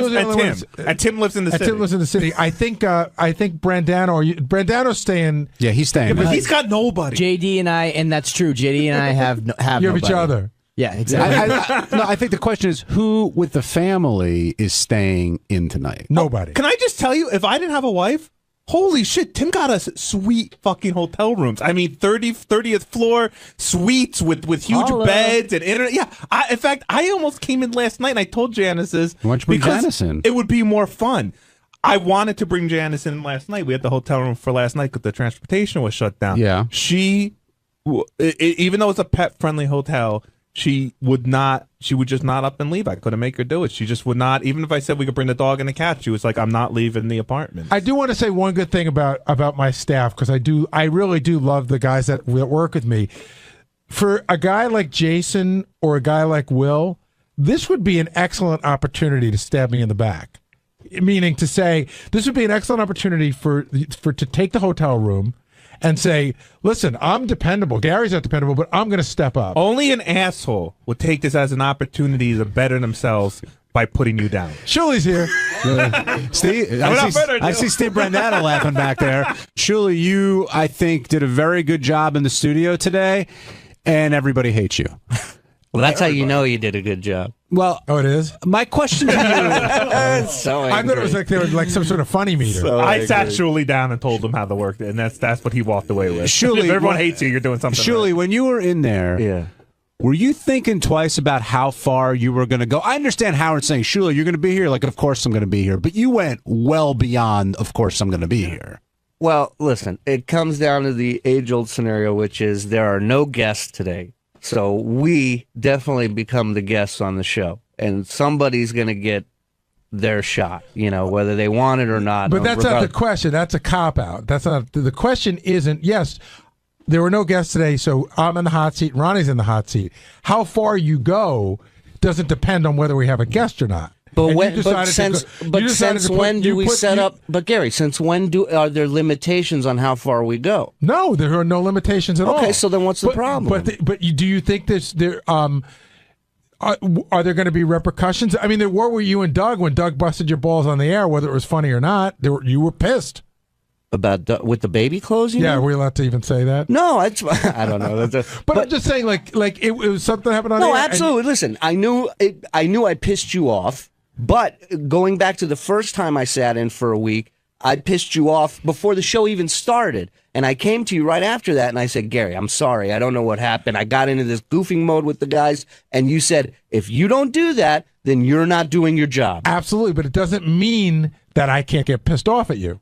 And that's fine. You're entitled to. But I'm just saying, it's the same thing you told me not to shy away from last time. I thought you were being a big, I'm trying to think of the right word, like a jumper on, like you shitster. No, you accidentally did something correct by taking the hotel room, and you were going to rub it in everybody's face. Well, because it wasn't easy for me to leave last night either. Well, I imagine everybody... Easy. No, it wasn't at all. But at that point in time, when he's busting your balls...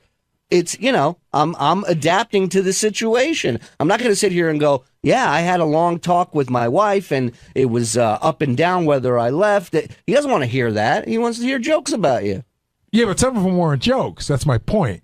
Well, there were jokes at times. Some of them were like, "Yeah, I'll be here tomorrow. You can depend on me," and that's just not a joke. That's just being a dick. All right. Well, but there's a difference. Okay. I'm all about. I will take almost any amount of shit if there's a joke involved. There was a lot of shit today where there were no jokes involved.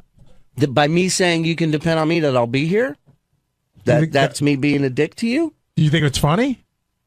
Well, I didn't think it was intentionally being an asshole to you. I think maybe you got pissed off at Howard, number one, and then as usual, everybody piles on, and I'm the new guy piling on, and it's easy to put the blame on me. I'm not blaming you. What you said is, listen, Gary can't be depended on, but you can depend on me. I'll be here. No, that's what your boss said, can I depend on you to be here? And you said no. And then I just jumped in and goofed. And then a couple of times after that, you unsolicited volunteered, I'll be here tomorrow. I'm just busting balls, Gary. I mean, and I'm just saying.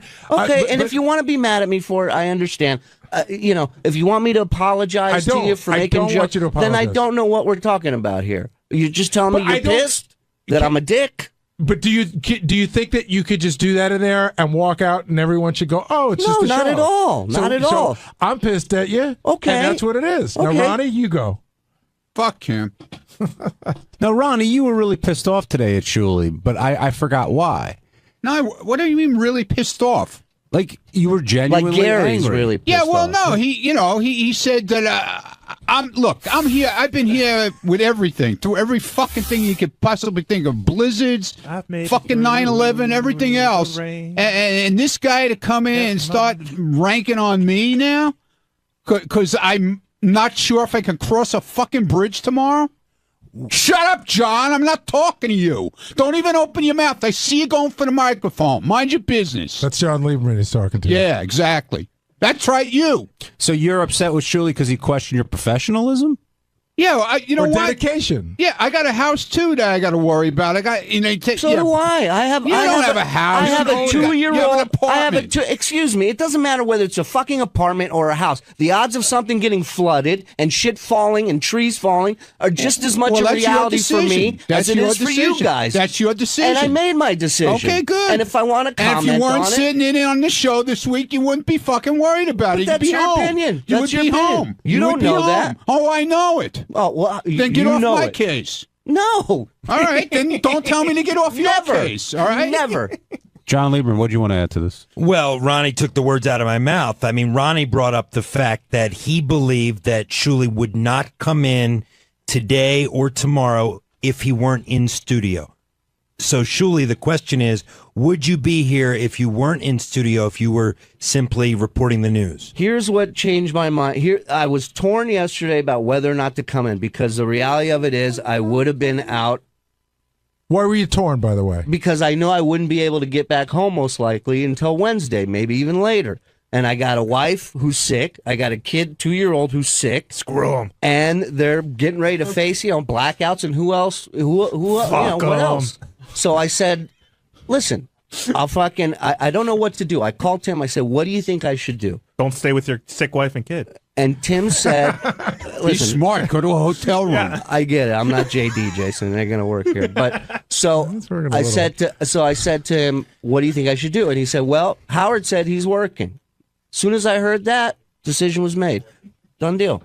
I said, if Howard said he's working, I don't want to be on that list of people who don't show up. Well, hey, 𝗛𝗿, first of all, I thought you were very funny today on the air. Thank you, Jay. But I didn't say he wasn't funny. I mean, I can understand why people are upset, but hey, listen, I understand. I think if anybody does. He was funny today. I just thought there were times when he wasn't being funny, and it just seemed vindictive. But how are you going to feel if you get a call tonight at the hotel, 1 a.m, a tree branch fell through the window, the baby's crying, I can't stop, I'm scared that there's so much noise going. Like, how are you going to feel? It'd be terrible. It'd be terrible, Jason. I don't know what I would do. I would try everything in my power to get back home and to help them any way I could. But see, that's why I can't. That's why I can't stay in the city tonight. And I understand, and I'm not knocking you for it at all. I'm not knocking any of you guys for going home. Yeah, you are. What you did? You knocked me on the show. But Gary, during the show, Shuli wouldn't have been here unless I called him yesterday and told him to come in, right, Shuli? That's Now, not. don't tell Excuse him me, Tim. Excuse me. Nobody was mentioning anything about fucking work tomorrow and whether or not people were coming in. So I called you and I said, I sent you an email. I said, are we getting rooms or is it every man for himself? I didn't tell him I'm not coming in. So don't come in and say that. Tim, what did I ask you when we got? Tim sent me an email You said, is Shuli coming in? No. Because if he comes in, I'm in. What I said was, Tim sent the thing about the hotel. I and heard immediately if right Shuli back, comes I in, go, the whole world has to be here. Are you covering meals? And Tim wrote yes, and I said, all right. Well, then I'm in. Oh my funny. Jason goes, I assume this means transportation and meals. Well, I'll tell you guys what. I was just outside. You would never know there's going to be a hurricane. Wow. So it's called the calm before the storm. But it's coming. Breaking. Holland Tunnel is closing at 2. Oh, we got to go. Brooklyn Battery Tunnel closing at 2. Hoboken closing at 4. So it would be fair to say that Letterman would be 99% not doing a show today, correct? Well, we wouldn't have, first of all, his show can't go on without guests, so I don't know who he's having on. I think his show could go on without guests. Have they ever done one without guests? I think he's capable of it if need be. If nobody can get there, then yeah. I mean, if the bridges and tunnels are closed, then there's nothing anybody can do unless Sources they're already are in the saying city. all bridges and tunnels will be closed by 4 o'clock today. So what happens? Sources. So what happens? I set my alarm for the same time I do every morning, and I get up tomorrow morning at 4:15. And the first thing I do is I go on the internet if I can get internet at my fucking house. Right, your power's up. Good. But I have a generator, and I see that the bridges and tunnels are still closed. So I now physically can't get in. It's not a matter of would I like to, do I want to brave it. I'm not going to be able to get in. So what do you do? Well, what do you think will happen? Do you think that Nothing will happen. Here's what's going to happen. No. Nothing's going to happen. The radio show will go on if Howard's here. And if he's not here, the radio show won't go on. Like that's what's crazy. It's a radio show. Actually, Howard's not going to fire you. Jason, hold Nothing's on. going to happen. I know. Hold on, because Tim's here. Tim, you can answer that question. If the bridges and tunnels are closed tomorrow, what happens? Well, we have the opportunity to use our ISDN No. lines. What if, I'm saying, what if Howard says, I can get in, whoever else can get in, fuck it. But what if nobody else can get in? And what if the power's down so his ISDN doesn't work? Then he won't be able to communicate. But what if he wants to come? What if Howard comes in tomorrow and he's the only one here? Then he's got it. He said it today on the air. He's like, if I'm the only one here, I'll do the show. So that's up to him at that point. Yeah. Brad in Arkansas, you're on the wrap-up show. It's just me, or I think Gary's a little overly sensitive. The last week or two, it's kind of a gray area for Shuli when he gets on, you know. Hey, say what you want, but don't piss Gary off, you know. No, Shuli pissed a lot of people off, and I'm not telling him to stop doing it. But if you can go on the show and say, listen, I used to get mad at Jackie, and I used to get mad at Stuttering John too, as they did at me when I would fuck with them. As much stuff as you and I have done for Shuli, revenge is a bitch, Shuli. What? Right? Jesus Christ. It's also a shitty show on Wednesday nights on ABC. As long as we're all beating up on Shuli, one thing I did as a fat guy, I took offense to this, that Tim took you out to a meal. Yes. Yeah. And then you paid for it. Yeah. And then you turned around on him and see, like I think as a fat guy, if did I someone not pays for me, offer you money out of my pocket for my cheesecake that I ate? did. Okay, thank you, Jason. Number one, I'm not a total schnurrer, all right? And my job as a reporter and to bust people's balls on the show is to monitor everything this fucking guy orders and puts down his gullet. By the way, that is a page directly out of the Stuttering John handbook. You could pay $1,000 in the champagne room at a strip club, and he'll make fun of the socks you wore and the tip you gave. Oh yeah. Hey, it's Gary 𝗏𝗏𝗏𝗏, Baba Booey. Tuesday's wrap-up show was a very special wrap-up show because I wasn't here, John wasn't here because of the storm. None of us were here. You might have heard about that. I did it from my neighbor's phone at home. John had some sort of weird ISDN line set up. Some people were here in the studio, so it was very interesting. This is what happened.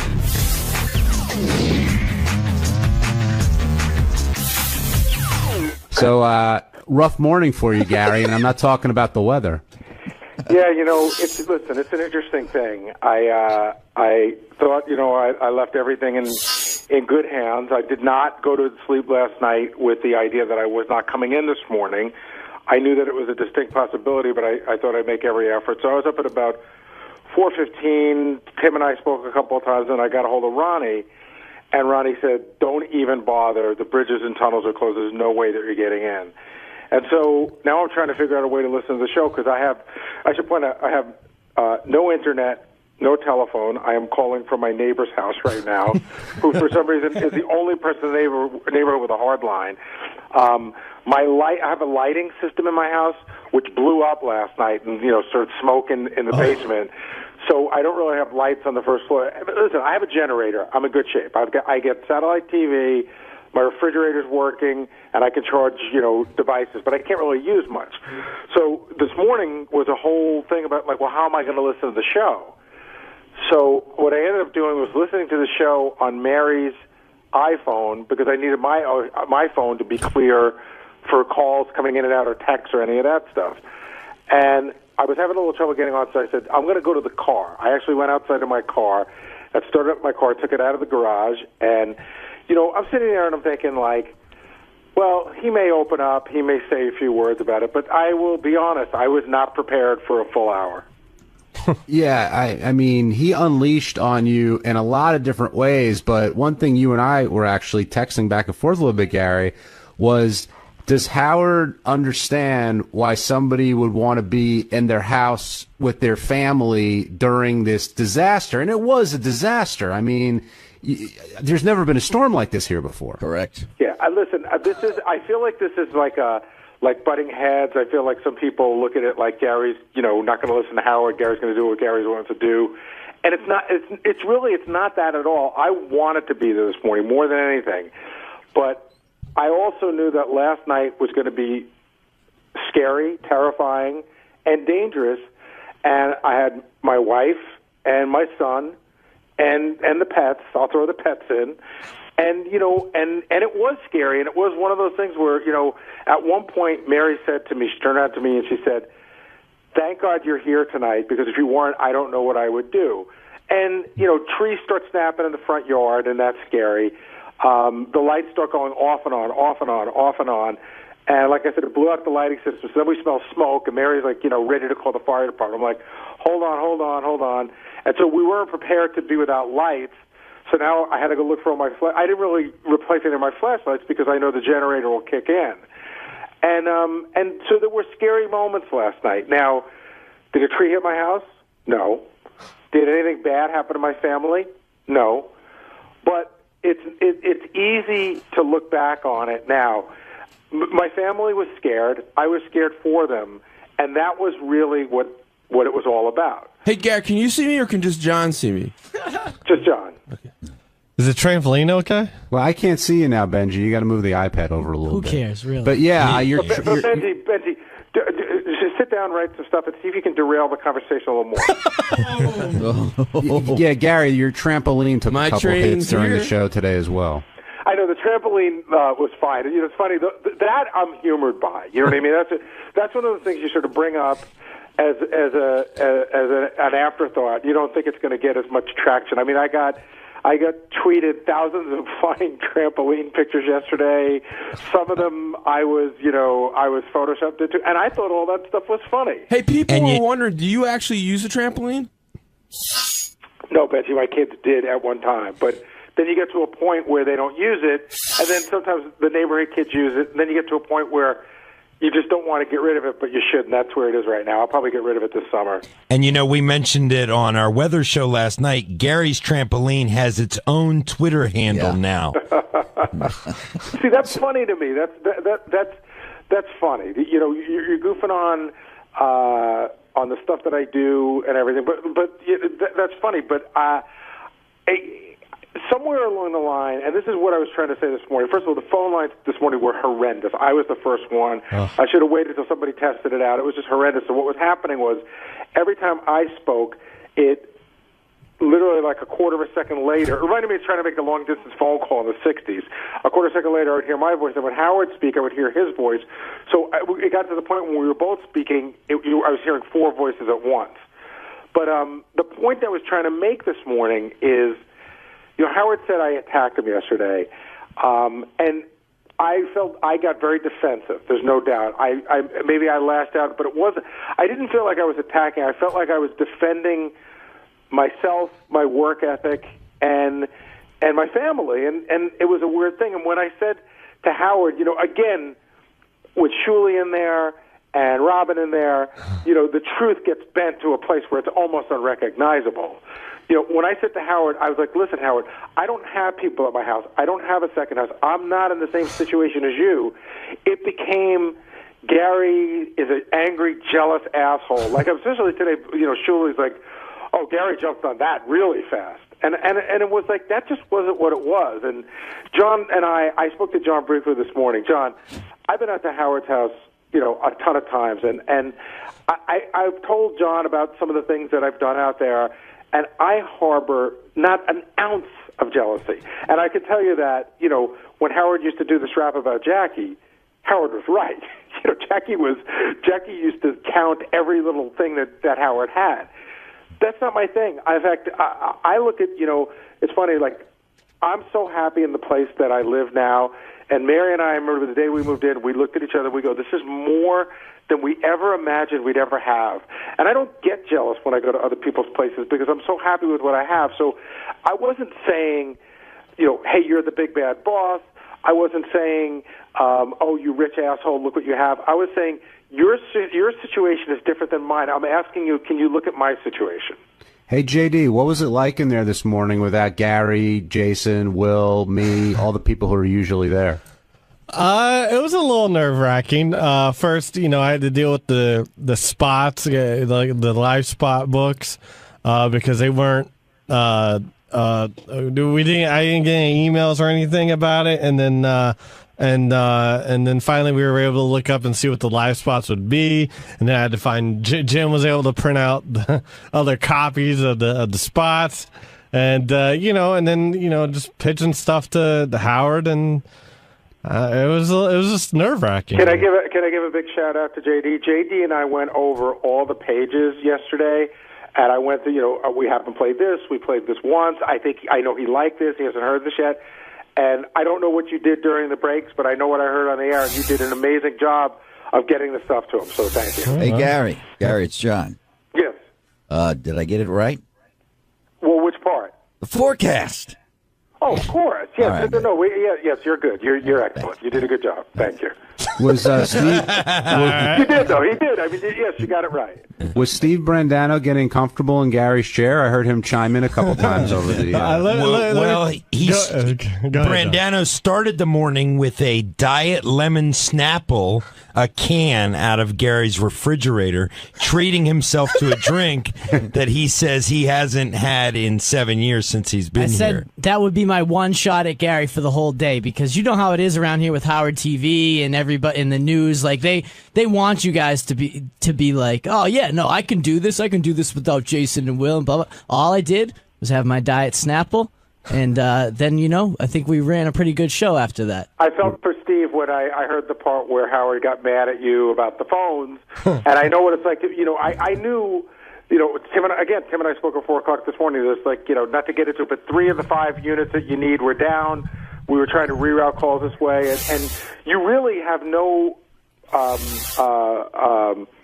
say or pull over anything, Steve, except to relay information to Howard. You don't really know what to do, and I know that you were doing your best to put calls up, but at one point he's like, all right, this is enough, and then he was like getting mad at you, but there's not much you can do. Yeah, I felt for you with the, I don't know, just seeing how it goes, where you're relaying other people's messages, and you're the voice that's going to get yelled at when things go wrong.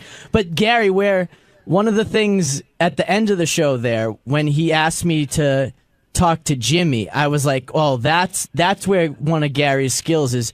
You know exactly what Howard means. Howard said to me, yeah, go ahead, call Jimmy, find out if there's a show tonight.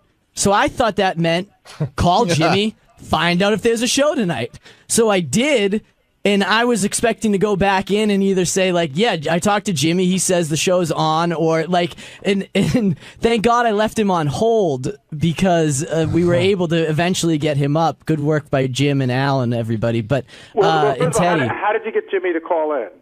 I know where that information is here. Yeah, but I called him right away. Yes, and I told Howard that. And then Howard asked me what's up with Jimmy, and I said, well, Gary's on it, and I haven't heard from Gary. And he said, no, I told you to do that. So that's when I did it on my own. Right. And the egg white sandwich too. You're under pressure for that. Yeah, we nailed that too. Yeah. But yeah, with the thing with Jimmy, you're right. You know, the thing. Even listen to Jimmy on air. There was no yes or no answer. So you know, leaving him on hold was the right thing to do, and going in, doing it the right way. But I would have gone up to, hey, Howard, I got Jimmy on the line, and he might have gone, well, what is he do? What is it, yes or no? And I would have gone, well, it's not that simple. And he would go, okay, I'll pick him up. But listen, you guys handled it very well today.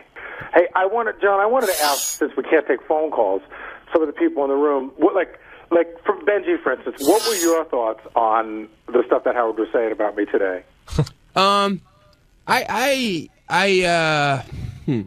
I was like comparing it to, like, I guess I was a little feeling pissed off about the shit you guys give me when I've been late a couple times. Like, I totally understand it, because like your house is like a fucking like a $1 million wallet just sitting there exposed if you're not there to protect it. So I understand your feelings, but Benji, I would say that it was less. I wouldn't say it wasn't. There was nothing about my house, but it was more about my family than it was about my house. What I didn't understand. Listen, I don't really care. It's like, it's not that big of a deal. But I don't have anger about it. I think it's between you and Howard. If Howard has anger about it, like, I don't have any anger about it. No, but, I know, but if you, I didn't understand the whole thing. Like, why not just bring them into the city if it's about protecting, like, Mary and Lucas? Well, because it's all. Can you hear me? Yeah. It's all of those things together, and I say this to you not in an insulting way, but you never owned a home, and if you did, you wouldn't want. No, that's what I said. Like, to me, that's scary as fuck. Just like, I don't like to. It's like leaving a wallet out. Well, it's not just it's not like it's a wallet. No, I said like $1 million wallet. But I mean, yeah, you wouldn't like imagine if a wire came down, right? Okay, so this happened a month and a half ago. A wire came down at the house across the street in the brush, and it started a brush fire. Now, we got the fire department here. It was a bright, sunny day. We got the fire department here pretty quickly, and they were able to put it out. So if that happened last night, and I, probably couldn't get the fire department here, myself and a bunch of neighbors would be out with hoses trying to put it out. You know what I mean? Well, Gary, 2 kids were killed last night. A tree fell into a house and killed 2 children. The point I'm making is, Benji, is it's easy to say. Even that guy who was in the email today said, hey, I've been in a lot of hurricanes in Florida. I don't have insurance, and so I had to stay with my house, which I don't understand that part either. Because just because I have insurance doesn't mean that you should walk away from it, because, like I said, something small like that could happen that you can take care of, and I should not be here, so the whole house should burn down? That's originally why I said it. To me, it'd be like leaving a $1 million wallet exposed. Gary, do you regret not going in today? Do you regret anything, really, over the past 2 days? Okay, I don't regret not coming in today, and I will tell you that, when last night, when all the stuff was happening in the house, between 6 and 7, Mary at one point looked at me. She goes, I am so glad that you were here. I'm so glad that you didn't stay in. And this morning, she got up at about 7 o'clock, 7:30, and she could tell that I was visibly upset. She could tell that I was just upset. She said, what happened? I said, it's yesterday, like times 100, and today I don't believe he's kidding. I should point that out. Like, a lot of people hit me yesterday and said, hey, I thought Howard was kidding. It was just a bit for the show. But I think today there was no mistake. There was no joke involved. And I told Mary, I said, I'm just getting hammered today. It's, I'm a disloyal scumbag. And she looked at me, and these big tears welled up in her eyes, and she said, you know what? Nobody can tell you any differently. You did the right thing. So I didn't need her to tell me that, but it was great to hear. On Wednesday's wrap-up show, it was all about the hurricane, how everyone was responding to Howard and Robin wondering where the dependable people were. Ross Zapin thought Jason would take advantage of the opportunity. Richard was upset. A lot of people were upset. Tempers and tension running high, which makes for a good wrap-up.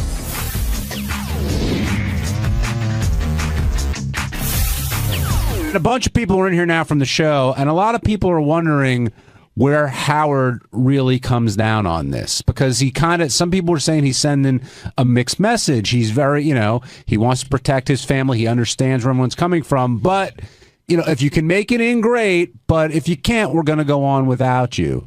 Do you think he's sending a clear message here, or what is everybody missing? Yeah, I think the message is the show comes first. And hopefully people can deal with that. I don't know. I mean, he gave Gary a lot of crap, and you wonder, is it show shtick or is it real? But you brought up in the beginning of the show, would Howard, if he was in the situation that everybody else is, would he be here? I think he would. I think he's always done that through his career, no matter what the weather was and what was going on. This show came first, and I think it starts from the top and goes, down for everybody else. But look, at the end of the day, everybody has to make their own choices. Jason made his choice to be with his wife and his cats, everybody should feel comfortable. Hopefully, everybody's secure in their position, that if push comes to shove, that doesn't become a reason why there has to be a change. And I don't know. I have not spoken to Howard. I'm just giving you my I'm two asking cents you because to that question. You're tight with him, but the uncomfortability, I think, comes from people here not wanting to let Howard down. I mean, that's really what it is. And ultimately, everybody here, I think, does whatever they can to get in. But if you physically can't get in here, or you make a decision, I should say, to leave and then possibly not come back, I think folks feel that's going to be held against you down the road some way. Look, that's with anything, with disappointment. I mean, in a relationship, in a business and personal. Look, when you let somebody down, you always wonder, like, in the back of your mind, is it going to come back to haunt you in some way? Gary even said he feels like Howard thinks of him as less dependable based on what happened this week. Wow, you do? I missed that. Yeah, you don't get that? You're not. He hearing sincerely that? does. Do you think any of this is a bit? Yes. Oh, I don't. I think. What part of it's a bit? The dragging it on over and over and over and over again. I think he really had. I think there's a kernel of or more than a kernel of real feelings there. But what I mean, if Howard looks at the guys who showed up, the quote unquote dependable guys. Okay, you got two guys who have no families. There are no families here, right? Steve and JD, who got hotel rooms. You had Jim McClure, who lives in the same area-ish as Howard. You have Howard, who didn't need to leave anywhere. He lives in town. I mean, everybody that was here were people that lived in Midtown Manhattan and that could physically get to work, and two guys that don't have a wife or kids or anything back home that stayed at the hotel. And Shuli. Because you got to put Shuli in a different category. And Shuli has a kid. Well, and Shuli... And lives outside the New York City, Manhattan. Yeah. And Shuli is in a desperate situation. I mean, he's desperate for a job. He told me flat out that he left his house on Sunday with tears rolling down his eyes that he was leaving his wife and kid behind. He manned up and was able to do that, leaving a sick kid and his wife behind in Queens. You and I and Will made a different decision. Yeah, I want to put one more thing in perspective, because I really don't want to dwell on the subject, but I want to put something in perspective.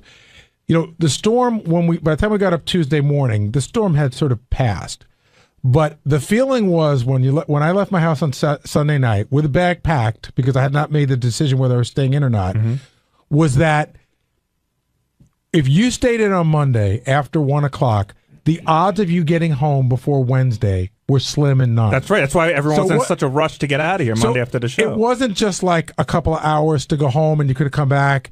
It was you were going to leave your family and your home for a good 48 hours. Yeah, if you could go back, would you change? Did you make a mistake, or do you stand by your decision? I stand by my decision. And one other point, going back to, you should always remember those shows and those times that Howard says, Gary's the best parent on this show. So I think, shtick and real life, I think you may get the benefit of the doubt, like deep down, he knows that your family's coming first. I just see the face over your shoulder laughing at that statement, by the way. No, but I'm not opposed. In other words, what Ross is saying, whether I'm the best or not, because that's what bothers Scott. I'm not opposed. Sorry, I don't want to get in the middle of this one now. I could already answer this. I know Scott well enough. What Ross is saying is, to say I care about my family, I'm not a poser. I didn't just pull that out for the storm. Right. Jason, on the other hand, and honestly, I think this was your chance to step up. With no one else around, I know I kept joking with Steve calling him Al Haig back there, but this was your chance. To be Gary. First of all, to get there when nobody was around, and it was your chance to really step up and show. I'll tell you, I see every day as an opportunity to step up, and I've showed Howard what I can do, and he's promoted me and given me accolades every day on the air. Look, there was no with the territory, though. This was part of the territory, and if Howard said, I cannot do the show without you tomorrow, I need you to be here, then maybe that would have been a different conversation. But if he would have said that to you, if he would have said that to me, he goes, if he said, I need you here tomorrow or we can't do the show, if you're not here for me, the show doesn't go on, right? That would have been a different conversation. But you heard him say, can I depend on you? Right. So if you're like next in line for the throne, why wouldn't you have heard that and said, you know what? I know this show will go on without me, right? But there is no, out of the 3 producers, right? I'm going to be the one to be here to be dependent on. Because I'll tell you why. Because he didn't specifically say, Jason, I can't do the show without you. No. Well, listen. Let me. I'll answer all your questions. Okay. Just give me an opportunity to answer. If Howard had said to me, Jason, I literally cannot do the show without you, and I need you to be here, I'm not saying I definitely would have been here, but it would have been maybe a longer, more serious talk. My wife was not coming into the city. We were not leaving our house. I was not leaving my wife alone in an apartment with no electricity during the biggest. Hold on, can I finish my statement? During the biggest storm, not just to protect her, but for me too. That's why I wanted to be around. I didn't want to be in a hotel. You could have brought her into the city. No, I couldn't. Hold on a second. No, I couldn't, and I'll tell you why. Tim and Howard keep screaming hotel rooms. I would have had to bring my wife, our dog, our 2 cats to share a hotel room with Will, his wife, and his baby. Now, I'm not doing it. I'm sure they would come on and do it. But Will wasn't staying here. No, hold on a second. Nobody knew who was staying where. I was told I had to share a room with Will. Tim did put it out. In fact, it was really funny because he said, you guys are bunking together. Who's bunking? And I sent out the note. I don't know. And I was almost going to say, like, John and I have to stay together. So here's the deal. Will wanted to keep his family together. Given, then Will and Tracy and Owen would have had to come up into the city to share a room with me and my wife and my dog and 2 cats. And quite frankly, no, I'll be very honest. It was not worth it to come in to do a 4-hour radio show in the middle of a hurricane. But it was Monday, not. That's different. Will was not coming in Monday. He was not going to stay in the hotel because the kid and all the deals. So he came why in Monday night would you not have went to the hotel? No, we both came in Monday. No, Scott's asking what was the determination that made you leave on Monday night? Because what you just said. Yourself. Oh, no. I didn't know I could for sure have the room. Will and I left together. I wasn't for sure I could have a room for myself, and at that point, it was way too late. It was late. We left at 12:30 to get back to Hoboken, get packed, get everyone over there. If you had if you knew you had your own hotel room, you would have stayed in the and city? His wife and his cat. If I knew I had my own hotel room, it would have been a much more easier conversation to go, hey, maybe we can move everybody in here. Did you ever? That was not the option. Did you ever think of going to to Tim and say, hey, look, I'd be open to having a discussion that if I can get my own room so I can have my wife and my cat and I don't know if you said dog, then is it worth the discussion that I can have that so I can be here for the show? I'm sure Tim would have found a room for you. Or would he have didn't been have that discussion with me. Looking back, or with Gary, or with Steve. Looking back, would have been worth it for you to say to yourself, "Hey, I'll just get a fucking hotel room and I'll shine that day." No, trust me. He made for a somebody decision. for somebody who's constantly being accused of being a kiss ass, my answer is very consistent here, regardless of whether Howard or Robin are mad or not mad at it. Nobody was coming into the city. The city was a more dangerous place to be than where I was staying. I was in a very high point in Hoboken. Hoboken is a disaster area, except in a 3-block radius around my house. And I wasn't going to leave my wife there by herself. And I wasn't going to be separated from my wife during the middle of that storm when the power goes out and everything. And if I had internet access and I could see what was happening in Hoboken, because I just saw the pictures today, my heart would be ripped out of the chest. I couldn't do it. Maybe Shuli's got a stronger constitution than me. I don't know what to say. He wants it more. I don't know what to say. Well, hold on.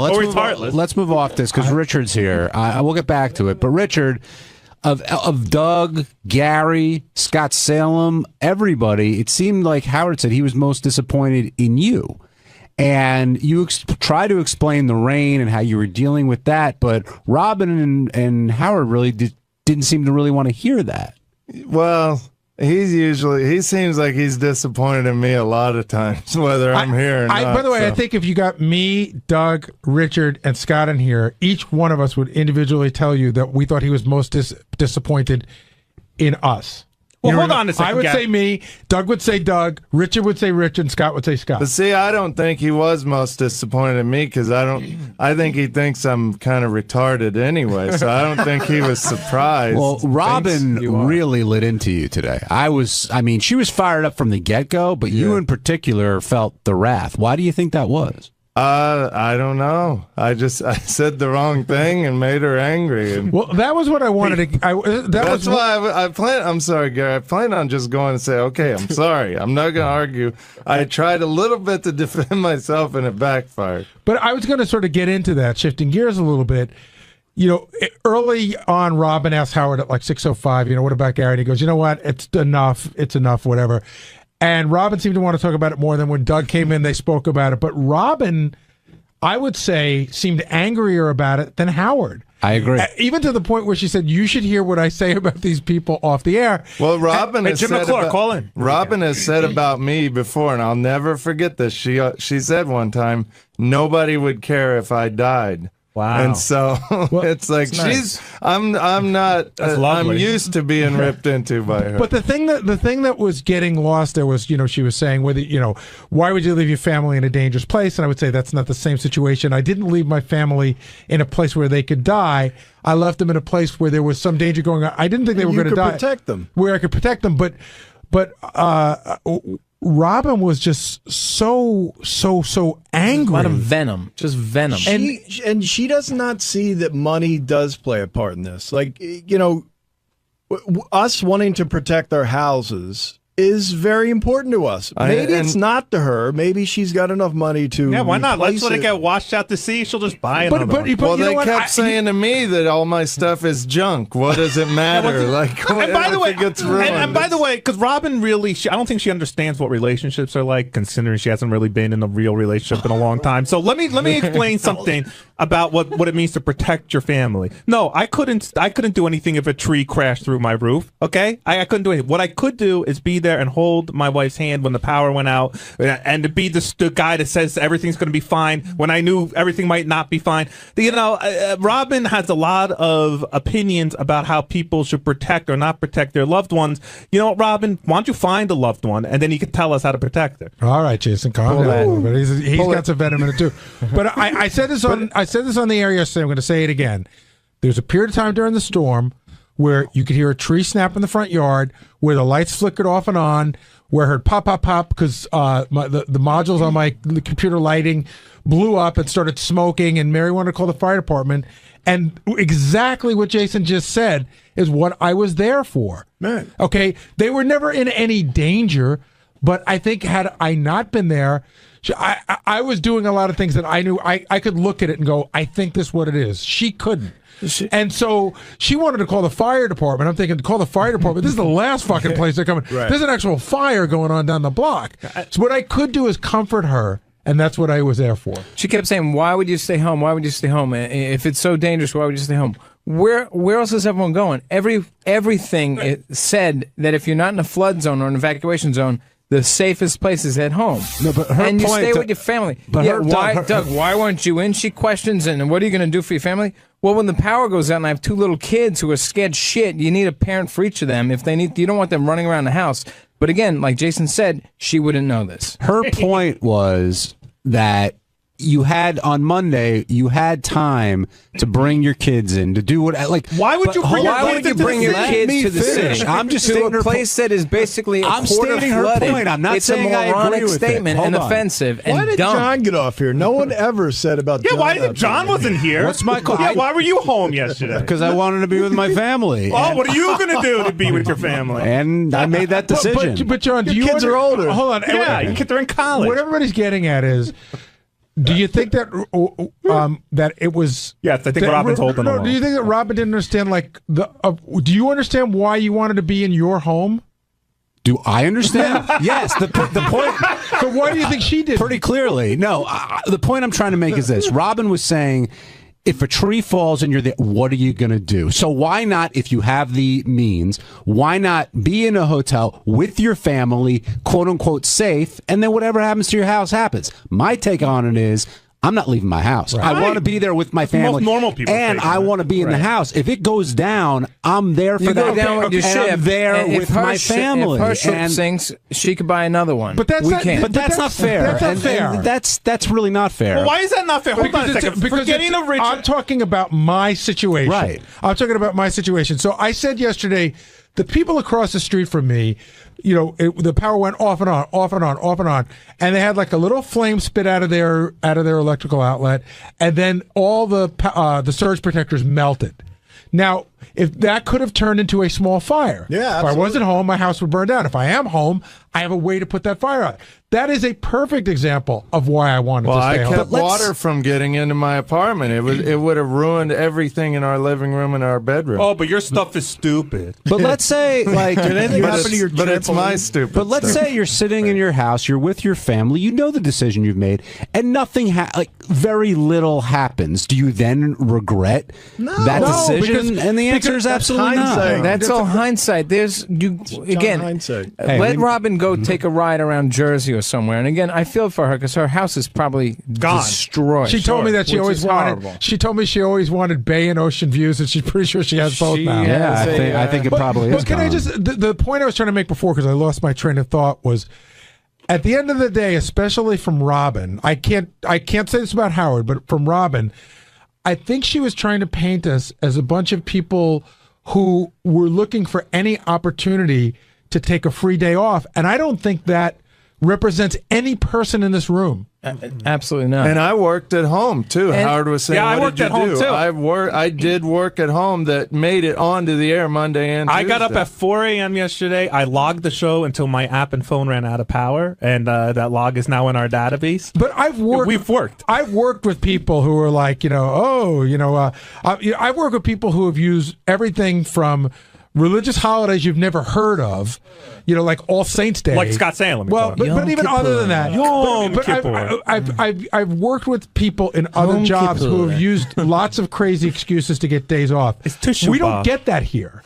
No. Right? We don't get that here. Well, how about I And sent you- John, you worked on, I mean, you're not super religious, but you worked on a pretty holy holiday Well, me that you too. would have taken Well, off, right? Today, All of ours Tuesdays. today is a religious holiday for me, Right. Halloween, and I'm here. we were hitting Robin a little bit there, but Jason was. Well, I think but is that anger misplaced? Like, Doug, you went in there today. You weren't pissed at Robin. You were pissed at Howard. I was annoyed at the whole situation. I just felt I was attacked because I passed on and followed directions given directly to me by the company. And the plan was to not send anyone in. No one could go in was the mandate. I fought it, and they were comfortable with 3 guys, or it was more if there were more in New York, who can come in. So I got the show up and running. And we didn't cut a daily show. We have no power. We have our servers down. So I couldn't do anything differently than if I was here or at home. I listened to the show. I took notes. I know what we're doing. Nick was at home logging the show. So everything sort of happened remotely, and I made it happen. But no, I get the shit kicked out of me because it's more fun. I get it. I don't know if it was a bid. I sort of felt like Gary, like it became genuine feelings. And it was like fury. I'm glad I didn't call in yesterday. Thank God, because I was on fire yesterday. But by the end of the segment I would've sounded today, like Jason. you were apologizing. You were Because it's like, I think he had a little bit of a flip where he was sort of apologizing back to everyone, saying, He was I just think trying he to get sort you of out of there. flip-flopped a little. Yeah, well, good. Well, It is. I have to counterpoint say, might hurt then. Monday, I listened to the show from home, and there's nothing as frustrating as hearing Howard talking about you. Oh and my you're God! going, No, that's not right. Well, that was that crappy phone call I made yesterday. The line was so bad, and I'm trying to talk to Howard. Oh, it's even worse, I think. It was worse. But we should talk about, because Scott 𝗛𝗿𝗱 and I were just talking about this a little bit. So yesterday, after the storm is sort of over, I realized at about 11 o'clock, holy shit, I got to get out of this neighborhood for tomorrow, because no way, if I don't make it on Wednesday, I am fucked. Yeah. Right? So if you go in front of my house and you're going to make a right, there are 3 large trees down like 30 yards apart. There's no way I'm getting out that way. So I found out the other way I can get out to go deep around. The only thing blocking me is this low-hanging wire, right? Now, a couple of people have touched it. A couple of people, they said it's not live, but still.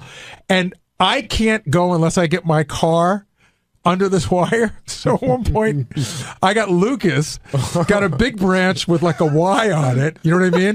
And like Lucas held it up while I went under. And Mary goes, "You're like the worst father ever." Yeah, She's like, "How do you know they don't turn the wire?" Yeah, we're using that next time you see your break. So if that branch was wet, it explodes. I think that hurts your best parent on the show. Well, status here. I was with a couple of my neighbors, and we sort of knew that they were helping as well. Now, too. on the flip side, Gary, what if you did that and it turns out, God forbid, you got injured or the car exploded and you died?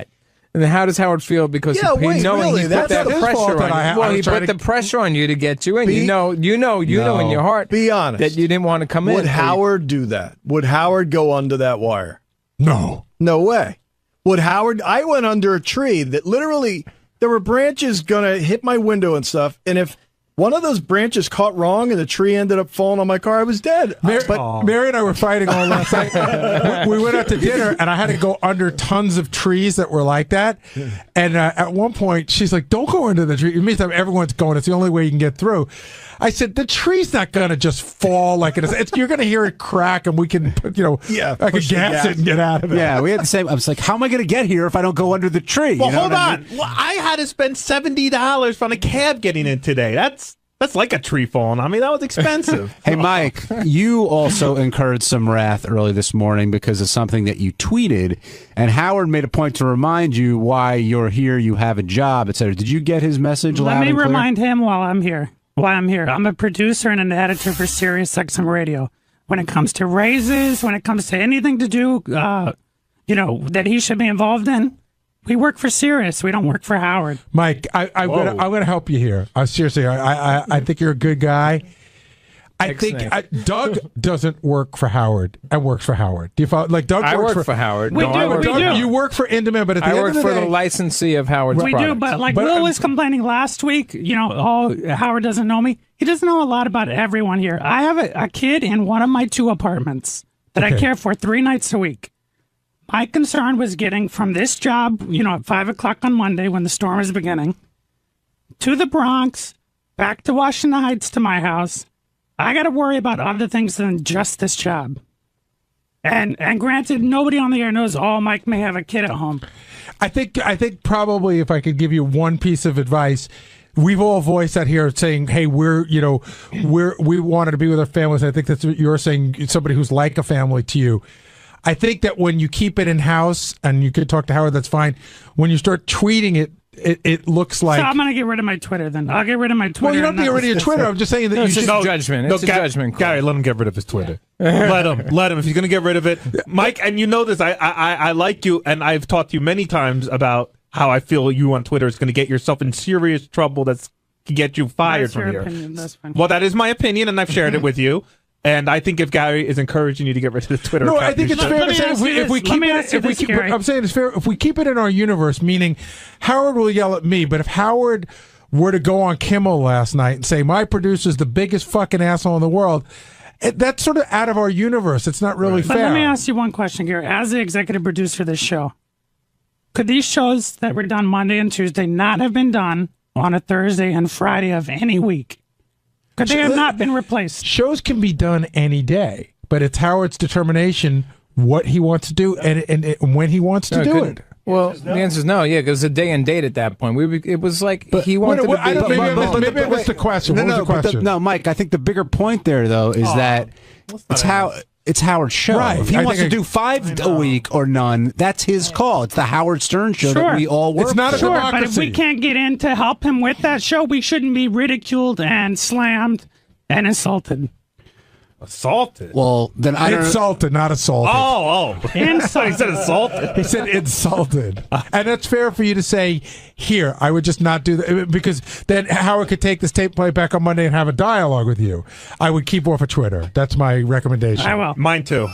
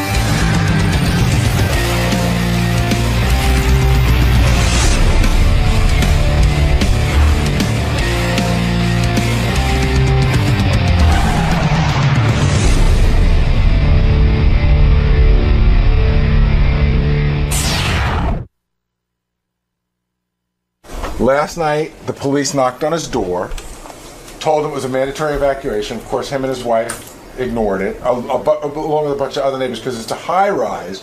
So he feels he's high enough off the ground to not worry about flooding. And then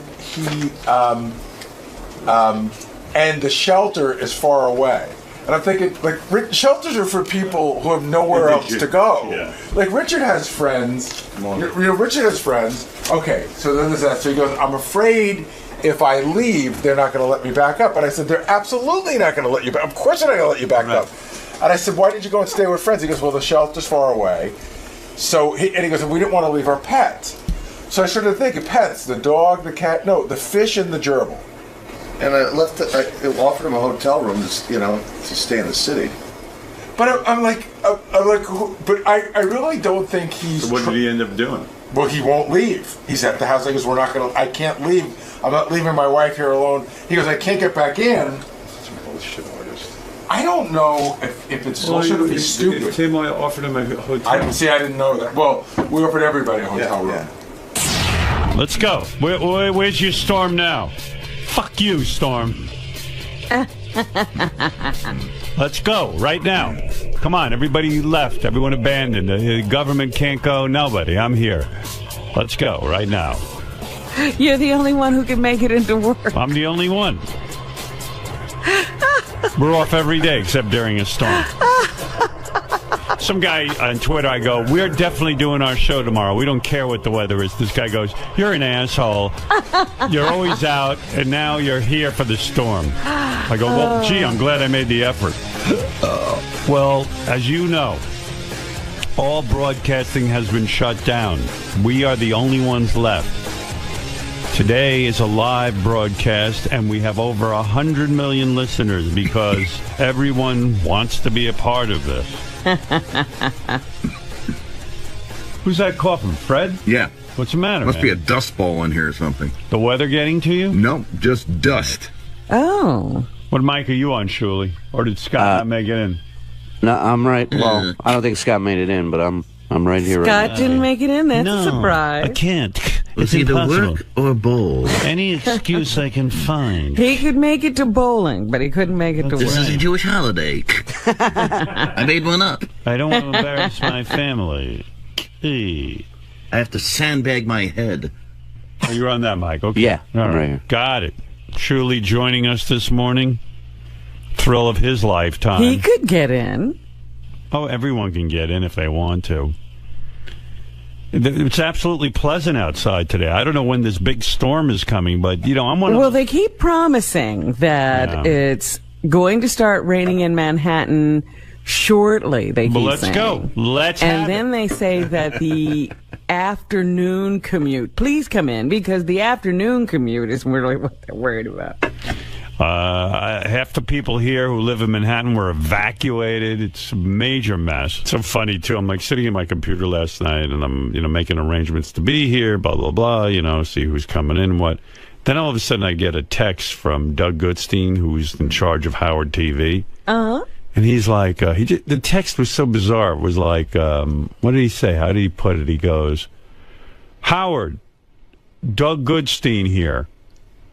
All of In Demand is like all the In Demand offices are closed for tomorrow. Like that's the message. Okay. So I think now I'm supposed to write him and alleviate his guilt. Right. You know what I mean? Because he you know him. He loves disasters and he wants to be home with his family, running around with a camera and jugs of water and saving everyone. And I have a 2-year-old and a wife. I left them last night. Yeah. Came into the city, got a room. Yeah. I'm here. Well, it was ridiculous. So I know what that message means. It means now I have to spring into action and make a decision for him as to, all of the offices in Demand. Now, first of all, what do the offices at In Demand have to do with us? Right. Nothing. We still record the show. Yeah, all he's got to do is press a record button. Yeah. He can't get here. So I was just like, you know what, Doug? I said, I go, yeah, so? What do you want from me? He wants me to make a decision for him. And by the way, I don't want anybody putting themselves in danger getting in here if there's a real dangerous situation. Sure. But why don't you do what everyone else is going to do? Wake up and see if the weather's bad, and if it's not, come on in. They called it early yesterday. They were not coming in. Oh yeah. Oh yeah. This Oh was yeah, last- before anything happened. Yeah. Oh, you know. The buses and trains were still running. Right. And Tim called me and said, "We're doing the show, right?" I go, "Of course we are." I said, "We'll do the show as long as we can all get in. There's no big deal." And Tim said, "Yeah, I'll even get some hotel rooms for people." So, like, there was no reason Doug couldn't get a hotel room. No, I came in last night. Tim, I don't understand this. Tim lives in the city and still got a hotel room. Stayed in the hotel. I think he didn't want to walk as far as he normally has. Tim stayed in a hotel? Tim stayed in the same hotel. First of all, I get to the hotel and I see him in the front of the line at the front desk. He is so loud. He is so obnoxious. Oh my God! This woman, we go to check in. This woman runs up to the front desk because she got locked out of her room, and she runs up. She says, "Sir, can you please?"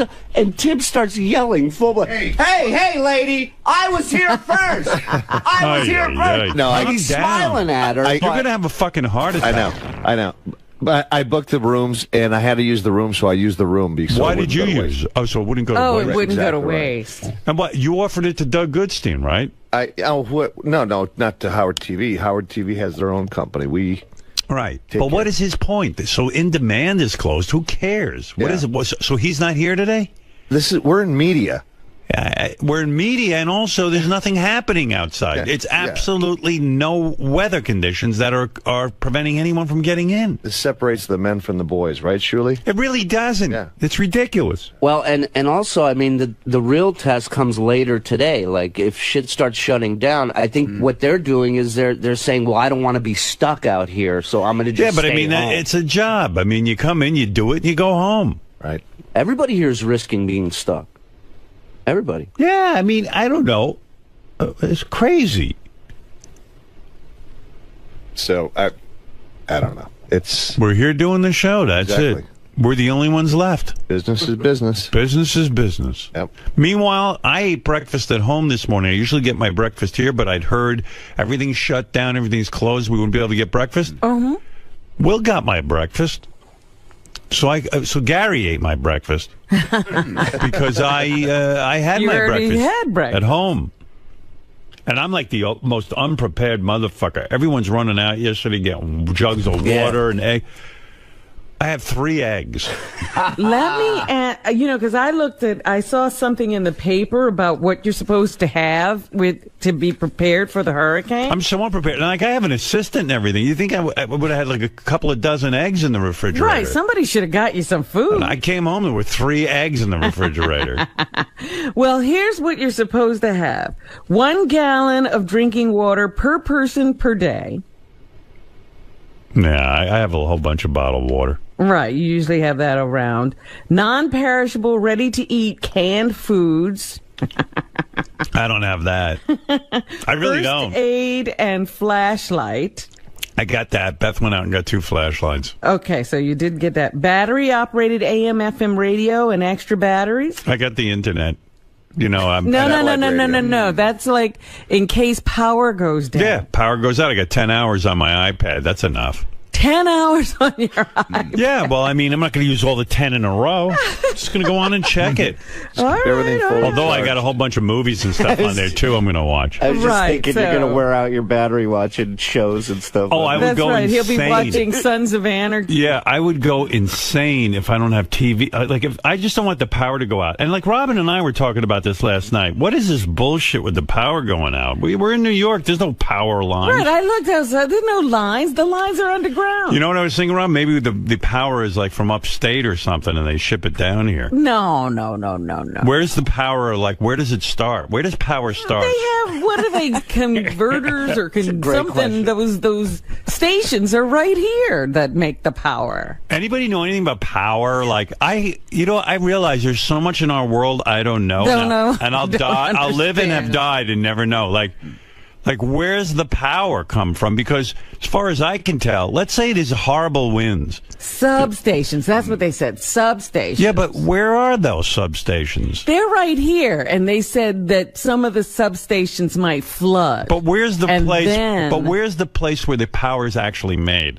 Well, remember when that blackout happened and they were talking about, and that happened over a large portion of the country because there's a grid. Hold on a second. Jason, you know anything about power? Yeah, because I had the same thought you did. Right. And I looked it up. I'm like, well, I don't understand. There's nothing to get blown over. So how are we gonna lose? Like, what's the problem? So I guess if the ocean floods, underground and hits the wires, where I guess all our wires are underground. The ocean? Yeah, because the salt water. Oh, that's right. This is like an island or something? Yeah, we're, I forget that sometimes. So apparently the salt water just corrodes and ruins the wires, and it takes short circuits everything. Yeah, I mean, are we really in trouble there? Like, we're so fucked up that like ocean is gonna hit our wires. Well, the ground will get wet. So, the ground's gonna get wet, and it's gonna throw the whole thing off. Yeah, it's so fucking lame. But there's a lot of vents and whatnot near, like, the East River, and it's like, where is this place where the power is made exactly?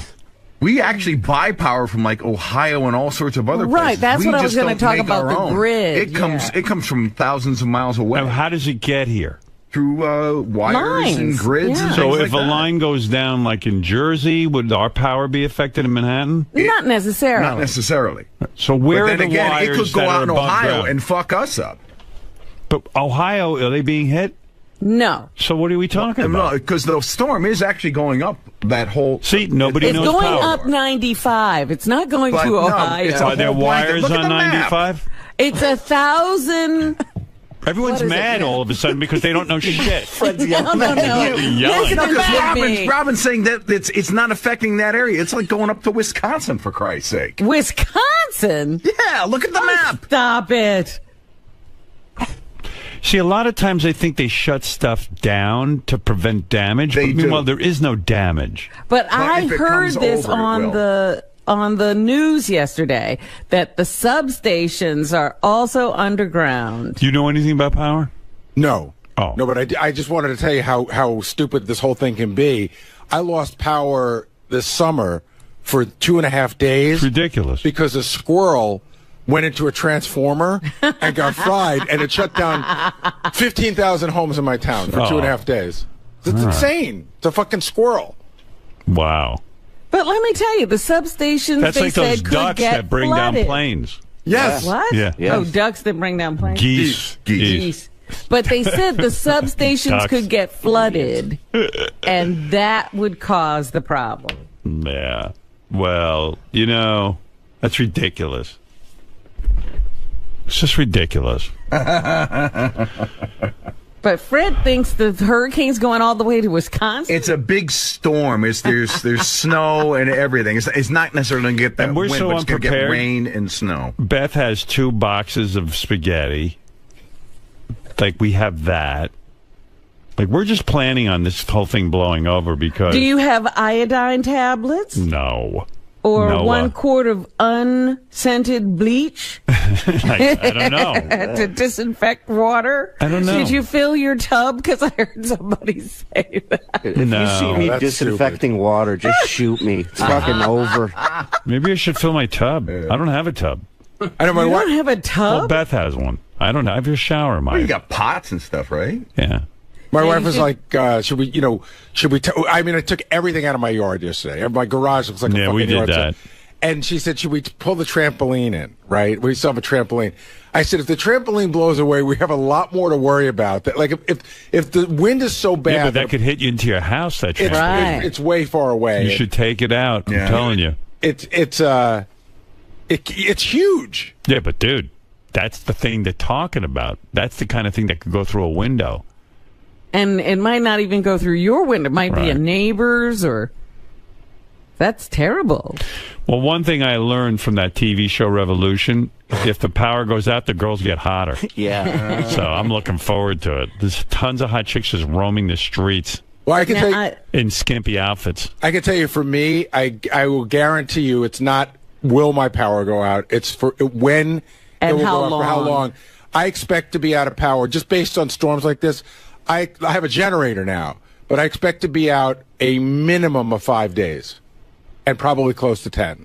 You probably won't be so bad. There's certain parts in Connecticut they power it up right away because you're in a wealthy No, section. I'm telling you, it doesn't matter where it is. It's we have a lot of trees. All our wires are above ground, Yeah, you rich people have trees. And it takes a long time. Yeah. It will be, But I they guarantee power You them. rich people with your trees. But they power them up first. They don't. Fred, that's a No, complete if you look lie. at them, I was watching a map. My mom lives in a not rich section of Connecticut. You got it back like 3 days ahead of her. I was out for 6 days with Irene. 6 days. Debbie the pet lady wants to warn us about how dangerous today is. Let's see, maybe Okay. she knows something. right. Because she has birds, and birds will signal you when things are real. They What know are her birds doing? They all flew away. When they see a tsunami, they fly. Yeah. Debbie, do you know something? Howard! Hi. You're not supposed to be in the show today. Why? Because there's a storm, you silly. The tornadoes, Sarah's coming. Sarah's Sarah. Sarah. And they're gonna they're Sammy. everybody. All the transportation is shut down here. The schools are even shut down. So how are you at work today, knowing that the power can come lost? And Well, I'll you're tell in you that what. elevator going down or going up, you can get trapped in there when the power lose power today. Well, you know that? I'll tell you, I don't care about getting trapped here. If I do, I do. I mean, it's fine. We got a lot of nice people here. We'll All hang the out. transportation is out over there. How did you even get to work this morning? I don't know. I made Ronnie drive me. No, public transportation is out. Cars still move. Everything is closed. No, cars can still go. Yeah. Cars can go. Look out your window. Give us an update. Oh, it's okay. Let me go give you an update. Hold on. Stick your head out. Yeah, let us. By the way, this is an update from Crazy Town. Everybody loves it here. Out there right now. The winds are so bad. I didn't get to take my pool down yet, and my pool's gonna get ruined now. Oh, you have a pool? You have a pool? Yeah, I can't get it taken down. No. It's America. Like she's got a pool. I think she got a pool you can buy at like CVS or something. Rain. I went to New York. I was so scared I was gonna get stuck out there, and I made it home alive. See, people, the weathermen all scared people like Debbie the pet lady, and they panic. No, because he today all the whole news this morning. I woke up early at 5 o'clock in the morning. I had to take the puppy outside to walk it, and the wind was. She's all worked up, and nothing is going on. Imagine if she was given the weather report. Now. Oh, here She you go. should be the weather lady. Yeah. Yeah, she's a great weather lady. I'd watch. Like Tim called me, he wants to do like a weather show here when we're, during the storm. Right. And I was like, yeah, get Debbie to do it. Well, I think he's got High Pitch Eric is doing some stuff. Yeah. You got to hear that. Here's High Pitch Eric on his Facebook page. Listen to him doing the weather. You got to hear this. This is great. I think he should be doing regular updates on Howard 100 News. This is your meteorologist High Pitcher Eric. As you can see, I have the latest map here. As you can see, Hurricane Sandy is moving up towards the East Coast. Oh, shit. 8 a.m. Sunday. No, he's so gross. He gets saliva in his mouth. I'm sure he doesn't realize that to be called a meteorologist, you have to have a degree. I think he just says if he calls himself one, he is one. It'll hit Bermuda. After Bermuda, it'll hit up the East Coast by 8 a.m. Monday. By 8 a.m. Monday, it moves closer to the East Coast in Pennsylvania on Monday and Tuesday. So it's moving in the East Coast direction. I'll have more updates in a few hours. This is your meteorologist, High Pitcher Eric, with the latest on Sandy. Thank you. I Did love you say it. I'm Sandy? On Sandy. Yeah, there's going to be a John Belaris weather special, and High Pitch Eric will be calling in with reports. Can I talk about the phone call I got from Richard Christie this morning? Yeah. So I told Howard, I always wondered who the people were that defy a mandatory evacuation, but now I know one. It's Richard. So Richard calls me at 4:45 this morning to tell me that last night the police came to his apartment, knocked on the door, and told him he had to leave, to which he and his wife ignored it. Right? So when he went to leave this morning, they're not running the elevators. So he said, I'm afraid that if I leave, I can't get back in. He goes, I said, you're absolutely not going to get back in. And I said, why didn't you leave? And he said, well, the shelters were far away. And I'm thinking, Oh I don't think shelters are for Richard. Like Richard, he's got to know people. He's got friends. But the best part was he said he didn't want to leave the pets behind. So I'm thinking the dog, the cat, the fish, and a hamster. Was he 9? I mean, yeah. He's got a hamster. Well, you know what's Like, you leave the thing alone for and a isn't week. the fish's name Fishy? Yes. Right. Yeah. Well, you want to know something? Like, I didn't make it mandatory that people come in, but, Richard's one of those guys. Tim offered him a hotel room. He could have left with his wife. Sure. Enjoyed the hotel and been here. He said he didn't leave. He's full of shit. He didn't leave because they're so high up they wouldn't get covered in water. But I don't think that's what the evacuation isn't just about water. It's about if everything gets shut down, then he's on whatever Right. floor. Yeah, and then they got to worry about rescuing his fat ass. Debbie, you want to give us the update on the weather? I think she's taking other calls. Yeah, she's got like a whole weather center. Home office. She's freaking out about her above ground pool. Like, you could just dismantle that. It's not difficult. Well, she didn't take it down before the wind. Meanwhile, there's no wind out there now. That's what she's saying. And she took the dog for a walk and there was wind. The best is when those birds just all start talking at the same time. Yeah. And she flips out and starts Debbie. yelling. Yeah, you have a lot of contact with her from the newsroom, right? Oh yeah, I at least once a week I have to call her and give her like a pep talk where I gotta, bring her back from the edge. Debbie. Well, I guess our weather correspondent is busy. We can't rely on her if she's going to be like this.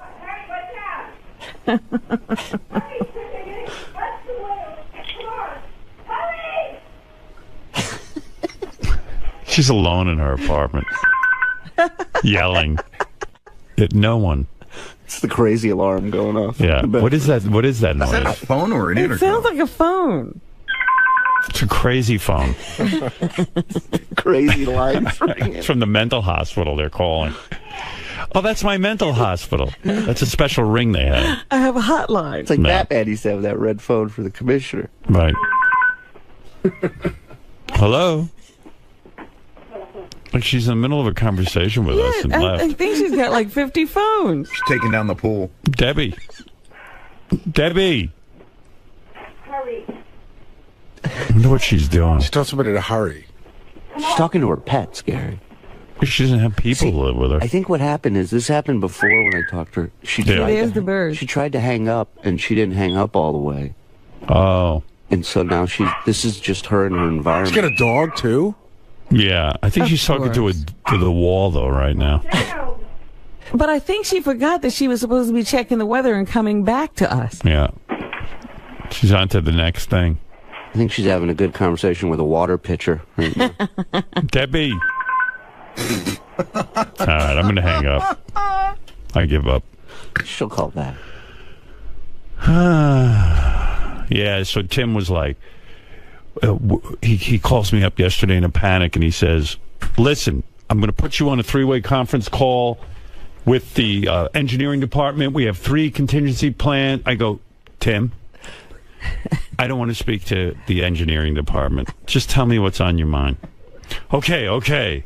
So, He wants to brief you. Yeah, he's going to, like, people just have too much access to me around here. I tell them to call my assistant, Laura, if they have anything to say to me. She'll handle it. Because this conversation with Tim was a complete waste of time. So he goes, all right, here's the 3 plans. If you, in a complete disaster, you'll do the show from your ISDN line. We checked it. It works. I said, Tim, if it's a complete disaster, do you think I'm going to have power? Doesn't your building have a generator, an emergency generator? I go, no. No, it doesn't. There's no emergency generator in my building. How many buildings in Manhattan have an emergency generator? So It would take a generator as big as the building to run it. right. So that plan was out. Then he had the second plan was like, you just want to fucking bother me, dude. No, I don't. Gary and I wanted to talk to you. It was a complete waste of time. Your I whole wanted to give you conversation. I options. said, Tim, here's the option. If it's nice tomorrow, I'll be in. All right. Well, at least I was thinking about it. If Ronnie can get me here, we'll get in. And I said, And tell I Ronnie, got all give the Ronnie a staff's hotel asking. room. All the staff's asking. Tell the staff. Why the fuck do we know? We don't have a crystal ball. Well, try and get here like I'm trying to do. And if right. you can't, don't put yourself in danger. That's what I told him. Yeah, but why are you bothering me at home? And why are you putting me on conference calls with fucking engineers? It was with Gary. With Gary? Yeah, Gary and I wanted to talk to you. I told you. Oh, my God. You guys just waste my time. Sorry. I'll never call again. Just assume I'll be here. And if I can't get there, I'll give you a call. All right. Holy mackerel. And you got to get that ISDN line set up? I go, if we're in the middle of World War III and it's the apocalypse, you really think you think I'm going to have power and everyone isn't? The world wants to hear from you, Howard. Yeah. Oh, you're so annoying. I'm sorry. God, you were annoying the shit out of me yesterday. Really? No, you handled yourself great. You got a couple of hotel rooms. That's it. I care. I want everyone to. Christie is a fucking retard. At least someone cares around here. Yeah. No, I know. I like that you care, but you don't need me. Now he's hurt. I do need you. I need you. How's your ribs? Much better. I rested. Good. Yeah, I'm worried about him. Thank you. First he shit all over the bathroom and shit all over the walls, and now he broke his ribs. I think he's going through like an old age crisis. An old age crisis, not a midlife. I think he's past midlife. He took me out to eat last night. Should have seen what this guy ordered. He's got matzo ball soup the size of a bucket. Yeah. It comes in a bucket. Where'd you go for dinner? We went to the Carnegie Deli down the street. So, like, after the soup, he should have been done. No, but then they brought in his, mile-high stack of meat on bread. Like, you don't even know there's bread underneath this fucking thing. You got to cut for, like, 10 minutes before you even hit bread. Right. And he's sitting there going, boy, I don't think I could finish this. Julie. I split it with my son, and I had, like, a little bit of matzo ball soup, and that was it, and we left. And who had the fucking cheesecake? I had a slice of cheesecake. That's the way they serve it. I don't run their business. You're so pregnant. Yeah. Look at the size. Oh, I know, because then I was inactive for that, because I can't move with my please. And he's telling the guy at the front desk, he goes, this is my life partner. He's pointing at me. He's going, this is my life partner. We're checking in tonight. And the guy, and then he zones out. He starts messing with his phone. He's not paying attention. So I'm listening to the guy. The guy goes, so one king bed is good for you guys? And I'm like, Tim, they're about to put us in the same room. He goes, your joke's going over so well, we're going to be in the same bed. He goes, no, they're not. No, they're not. Diddling away on his phone. I go, Tim, he's telling me they're one bed for both of us. Yeah, because we're life partners. Yeah. No, he goes, no, I was just kidding. The guy goes, oh, all right. Great joke. Yeah, you didn't know. He's getting us a room. He's the life of the party. He's all excited about the weather. I tell him, I go, what do I do when I get there? Do I have a room under my name? He goes, just take Ronnie's room. I go, I can't just go up to a front desk and go, hey, give me Ronnie's room. They're not going to just check me in. Give me Prince Charles's room. Yeah, what a nut. He's so much fun. Well, he gets so crazy, and he's calling me, and he's got plans, and by the way, did any of them make any sense better than the ISDN line? It made no sense, the ISDN line. Like, he was just like, here's our 3 different plans, and I'm getting Gary on the phone in a 3-way, and I was like, I didn't even know it was Gary. There was an engineer. He goes, we're going to get on a 3. I go, I'm not getting on any 3-way. Just tell me your plan. And he had 3 different contingency plans. I go, Tim. What were the contingency? Yeah, because I'm trying One to think. was, I'm going to have the ISDN line, and all the power goes out, and I'll do it from the house. And I said, you mean my apartment? I said, Tim, if all the power goes out, how do you make the ISDN line work? I need equipment. He goes, well, you have an emergency generator, don't you? I go, no.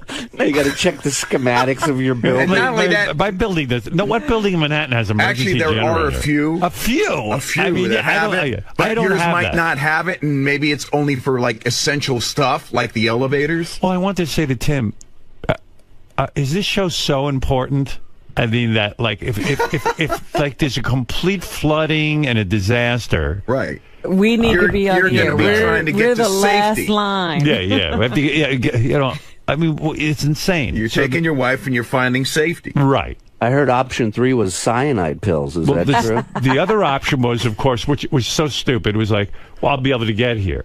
Right. So that's the same option I have every day. That's the option you have every day. Right. And then there was a third option. But isn't the third option to go to, like, another state or something? No, there was a third option. Hey, Tim, what were your 3 options? I know what they are. The third option was switching dates. In other words, canceling today and tomorrow, doing the show Wednesday, Thursday, Friday. Yeah, and no, I know what it was. Tim goes, cancel Monday, Tuesday, Wednesday, and work Thanksgiving week. And I went, What? And I started to laugh. I just started to laugh. I go, get the fuck off my phone. Gary and I concocted all this. Yeah, well, you guys... Way to throw Gary under the bus. I said, hey, I'm not going down in flames on this one alone. My boss will probably just want to work Thanksgiving week. Listen, I came up with 4 different ideas. Yeah, but I came up with an option, too. The option where no one can get on the air and there's no show. And that was the real option. No, I think part of the issue is that anybody that came in today... you really won't get home until Wednesday, and there were people that were reluctant to do that. Dude, I told you. Anybody who didn't need to be, I would have done the show myself. 2 people didn't come in and you already goofed on them. No, I'm fine with it. It's just Doug Goodstein writes me a text like, all of the in-demand offices are closed. What does that have to do with me? In-demand offices. I think the feeling is, though, if you don't come in, you're going to get goofed on, and nobody wants to get goofed on. I told everyone, I said, don't come in. Right, do whatever you have to do. But Doug didn't come in, and Scott didn't come in, and Richard didn't come in, and nobody wants Richard's retarded. That's true. Tim, he's living in Manhattan. Him and his wife have no children. Tim gave them a room. They could go live in the hotel. He's sitting there in with the power out. And no elevators now. He can't even get out of the building. He's retarded. How could I not goof on him? You all right, Gerbil? You okay, fishy fish? By the way, I found out that Jason just told me the hotel that we're all booked at is a pet-friendly hotel. Right. That's for so dogs. So you could have brought the gerbil. What? That's for dogs and cats. I'm pretty sure they'll take gerbils and fish. Yeah. What a dick. My gerbil needs a king bed. By the way, with the storm, it's like, did you notice, like Ronnie's dressed like a slob today? Yeah. Like all the rules go out. Yeah. Ronnie's supposed to wear a suit. Like all the security people are wearing their suits. Ronnie couldn't wear it because of the weather? Yeah. He showed up today like with jeans and that whole rock and roll Ronnie look. Casual Ron showed up for work. Ron Jovi. And I was just like, I was looking at him and go, nothing happened. There's no bad weather. And Ron's running around. Ron Jovi is running around in his jeans. These are my swimming jeans, bro. Yeah. And I was just like, why today is he not in his suit? Like everything is completely topsy-turvy. All bets are off. Right. Every man for himself. My Hurricane Sandy ensemble. I can picture Ronnie like raping Lisa. Like it doesn't matter. The world is ending. Storm's coming. Yeah. I got a cookie. Where's your titty? Your Honor, if you remember, it was the Tuesday of the storm. I thought my life was ending. I saw a storm surge. I got a boner. We started looting Tuesday at 6 o'clock and raping and pillaging. Like, where's your suit? Like, why did that all go out the window? Why do I have to wear a suit? First of all, nobody's coming in. Everybody's here. I'm Nobody's here. here. Julie's here. Benji's here. Yeah, I have to wear a suit for them? No, but I mean, everyone in the building is here. I mean, no, not everybody in the building is here. No, morning. everybody in the building is not here. But why can't you wear your suit? People I saw security were dressed in suits, shut up. Ron. Look at you. You look like you fucking came from the homeless shelter. I don't dress in suits. That's not my job. No, but I mean, like, why today? Because of the storm? Why do I have to go out? It's supposed to pour later. Why do I have to go out there in a suit later? For what? It's not pouring. It wasn't. Yeah, now.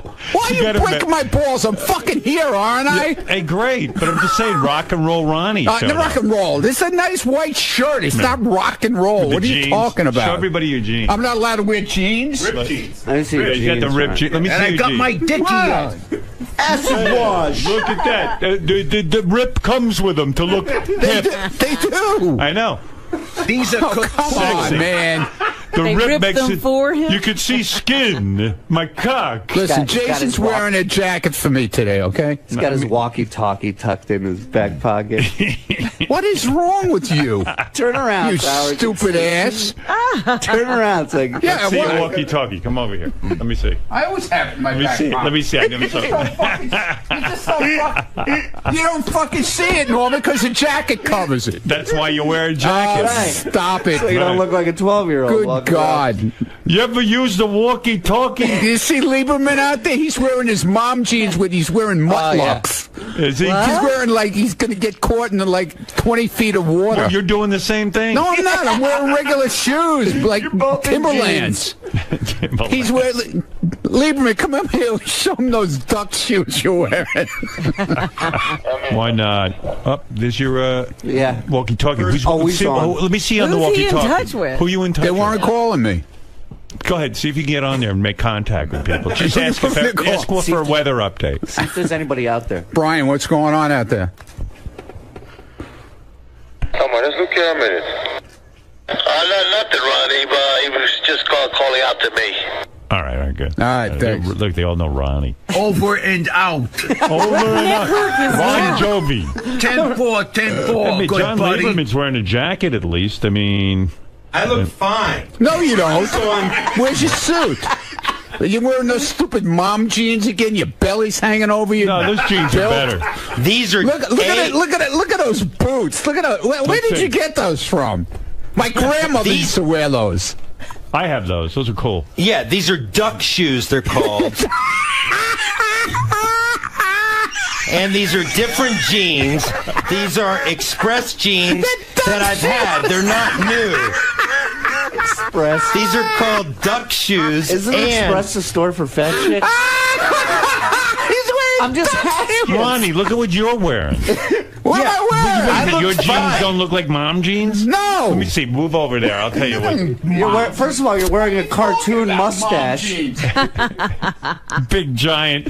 What's that cartoon character? Yosemite Sam mustache. Shut up. And he's laughing at John Lieberman. Yeah, really. I'm going to be here until 8 or 9 tonight. Oh, really? And so by the time I leave, the water could be torrential, and so I have these boots. Let me tell you what. What's so funny? I don't know what's so funny. I really don't. Look at him. I really don't know why. Look at him. He's set for the storm. And my belly is not hanging over. Yes, thank you. Jason Kaplan called me fat on their back office show. You're not fat. Which exactly. You're so I'm overweight. Hey, wait.